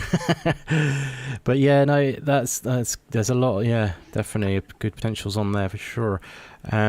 What do you reckon to an acquisition? Do you reckon we'll see an acquisition, guys? For a studio acquisition, that is. Pre-show, do you reckon? I don't think. Pre or post? Pre or post, yeah. Who do you reckon it'll be? Got any ideas? Or my idea is circulating quite a bit, so I'm borrowing. But I think it's probably a good chance it'll be Bloober Team. It's possible. I think there will definitely be a Japanese studio in there. Yeah, could be. Yeah, definitely. Maybe Team Ninja. Team Ninja. Who do they do again? What game do they do? Ninja Gaiden. Oh, is that? Yeah, sure. Yeah, of course it is. But they do something else, don't they? I think it's Virtua Fighter, isn't it? No. Yeah, they have another. No, they have another one. They have something like that or something. I've never played it. It's abbreviated. Its title because it's 4 words long. I can't remember. Yeah. I just don't remember what it is. Yeah. But Ninja Gaiden, that would be pretty cool, man. Yeah, definitely. looks good. That look sweet. Dead or Alive, that's what it is. Yeah. Dead You're or right. Alive. Yeah. I knew it was something like that. Cheers, FC. Yeah, because they've got the same character in the game. You know, Nioh, Nioh. the game Neo. Yeah. Do you mean, that's the character in Ninja Gaiden's? Isn't it Ryu Hayabusa or something? Ryu Hayabusa. Yeah, he's in Dead or Alive as well, isn't he? I Yeah. believe so. Yes, that's the connection. Cool. Yeah, I mean that would be interesting. But how about anyone else? Have you guys got wonderful lists like Masked Mayhem over there? What a prepared lad you are. I knew I was coming on the show. I needed to prepare. Aren't you a good boy? Just for you. You guys got any other last sort of things that you want to throw out there? My name's Sam Fisher, and I'm a soldier. I'm gonna say that. Yeah. I'm just gonna. I've said it 4 times this show, I think. Yeah, Bloober Team would be good. I think it's quite a safe guess indeed, Jago. It is true. But at the same time, well, while what do you call it? It wasn't that great. It was all right. I forgot the name of it. Blair Witch. Their other games are really good, like Observer and stuff. And so yeah, they'd be good pickup. Good I would pickup. love for them to pick up Sobo, That'd be cool. because they've worked with them a few times. That would be cool. Yeah, I think that makes a lot of sense because, and I don't feel sad either because they're not even. A lot of people think Asobo are indie, but they're actually not. So they got a lot of employees. Yeah. A lot of people get that mistake about Plague's Tale. It's not an indie game. I know a lot of people think it is, but it's not. There's I think like 100 people work on that game. They're quite big Asobo. They're definitely in the AA section. But yeah, that'd be a great pickup because it'd be cool to see like a sequel to that game, and they've got a good little connection going on. But yeah, so anyway, A I little mean, bit of Texas swing coming out of you right there. say again, sorry. Oh yeah, I heard a little bit of Texas. you're rubbing off. I'll be a full blown Texan by the time of 5 episodes or so. There you go. Hey, y'all. Yeah, good stuff. Not really sure about that one for FC, but anyways, let's unless there's anything else you guys want to say, maybe we should wind it up there and prepare ourselves for. My name is Sam Fisher, and I'm a soldier. It's been an awesome sorry. time, guys. It's really thank you so much for dropping in and hanging with me, because otherwise I'm just here talking to myself. So no, but you guys are awesome and you make it so much fun to chat games with you. Lots of cool things to look forward to. So Hey, you're gonna be on my show next. I know, I was going to say, yeah, Which that I'm looking forward to that. We're gonna have to figure out how to alter the time. Not by a lot, Okay, but we'll figure something out. okay, my man. DMs. No worries. That sounds cool. Yeah, just let me know in a DM. That's all good. Yeah, I'm going to be on a creator feature on Husk's channel. So I will be changing I didn't manage to change it in the time on the screen for the ticker at the bottom for. It's still got Clownz on there. As if in case you didn't know, Clownz was going to be joining us today, but unfortunately he couldn't make it. Something came up at the last minute. So if that's why, if you're wondering why is things at the bottom, I've left our three informations below the big banner in the top there. That's a spoiler for future announcement. That's a little tease for you for our future announcement for the Indie Games podcast. I will announce something about that very shortly. But otherwise, though, I will be putting links in the description to everyone's details who has been on the show, the final lineup that worked out, because it changed quite a lot, the lineup for today. So all fun and games though. And I really appreciate you guys for coming on. So firstly, thank you very much, my friend Master Mayhem. It's been an honour to have you on, buddy. You are an awesome guy, a UK guy, like myself, so it's nice to have a few people from the UK once in a while too. Obviously I love my international friends too, but yeah, it's good to have it's been awesome to have you on. You know, you do BG4G hub.com. I've said it once more, it's an awesome website you run, my friend. You're doing amazing things over there, so it's been great to hang with you today, Mast. Thank you very much, buddy. Where can everyone find you anyway? Shout your details from the web. Shout out my details. No, thanks for having us on. It's been awesome being on the show, all of you guys. Good stuff. So you can find me at the bg4ghub.com, and you can find all the guys there actually, and on Discord, under YouTube, on Twitch. Just look for the BG4G. I've kind of tried to move my stuff over to that, so I stream on Thursdays and stuff, but tomorrow is obviously going to be a different matter. You never know, I might actually see if I can showcase some of it myself. Nice. And I'm on Twitter, Mask Mayhem UK. You can find me there, or any of the guys of the BG4G lot, which most of them are in the chat anyway.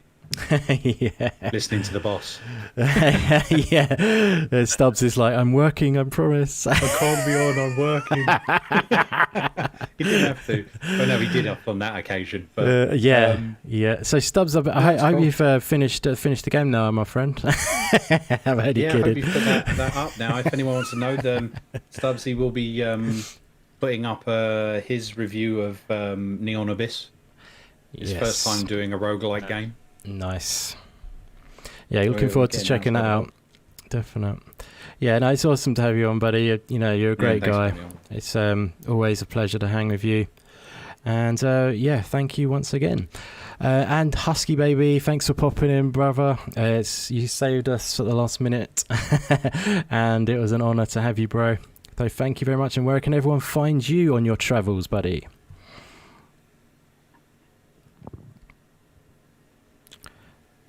Oh. He's passed out. Let's go. Let me say. Muted. Oh, he's there. I had my mic muted. Oh, no worries, bro. So, like I was saying, my name's Sam Fisher.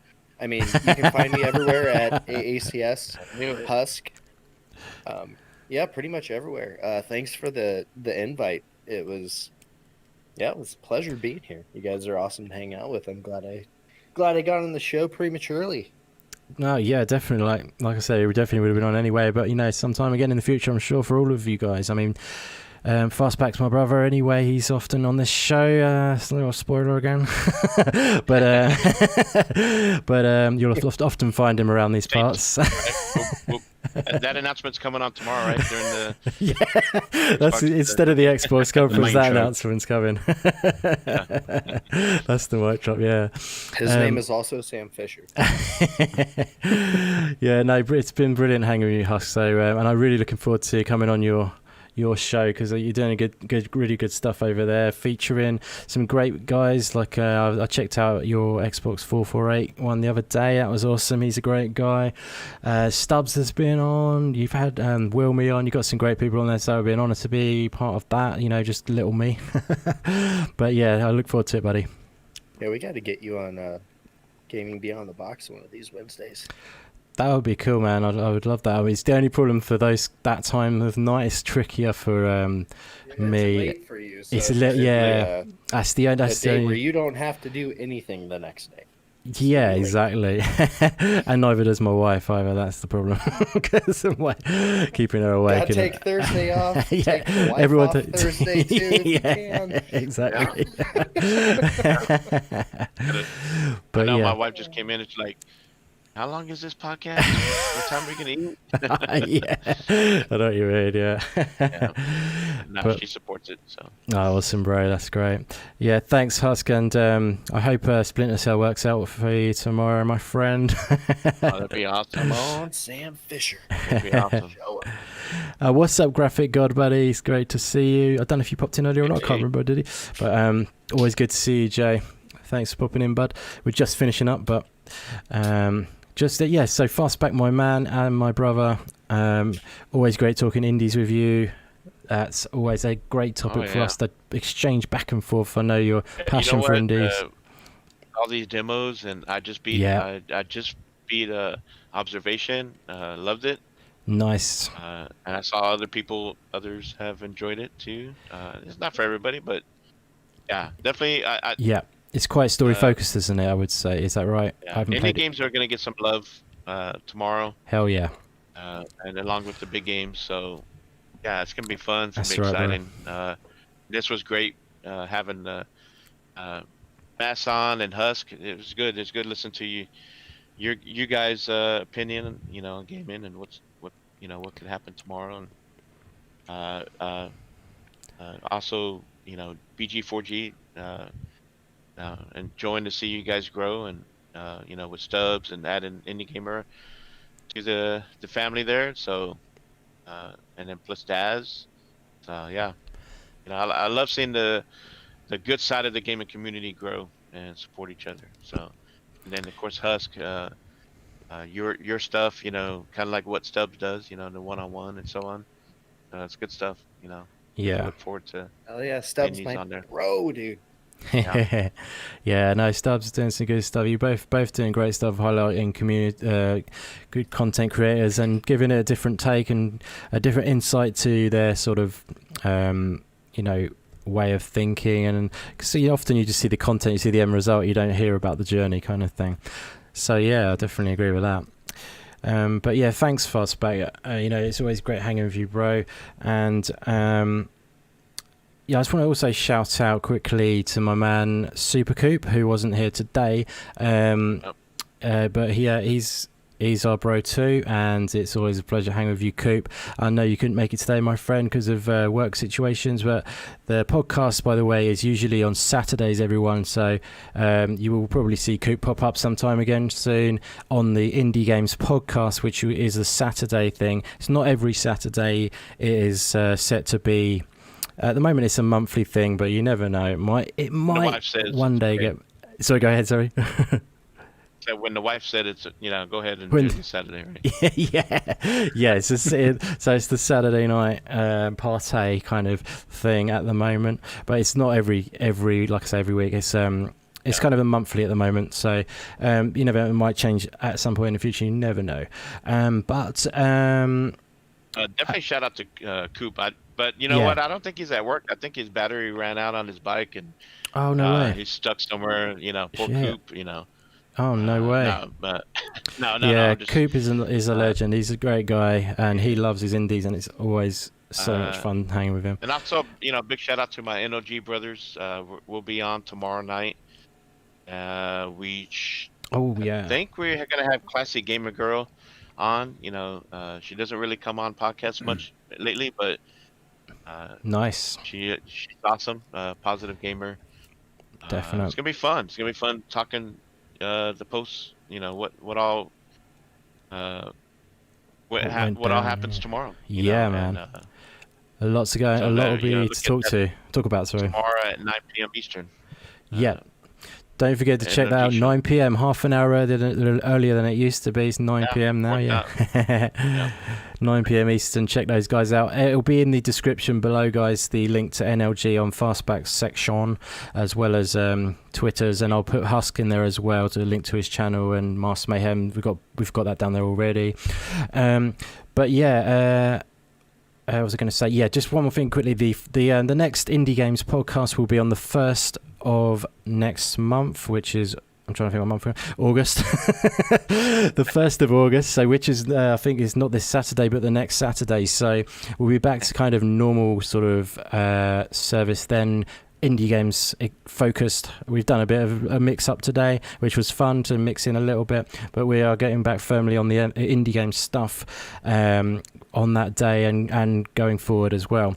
And what was I going to say? I can't remember what I was going to say, but it will be awesome to see you then. We will surely be sharing it out, so follow us all on Twitter and you'll catch that then. But thanks again, everyone. You all rock big time for hanging with us. It makes it such a pleasure, and you're all great people, and it's always fun talking games with you and sharing it. I really do hope you had a good time watching this day, and I hope you have an absolute blast watching the Xbox conference tomorrow. Don't forget to catch the pre-show, because I'm sure there'll be some good indie goodness in that one.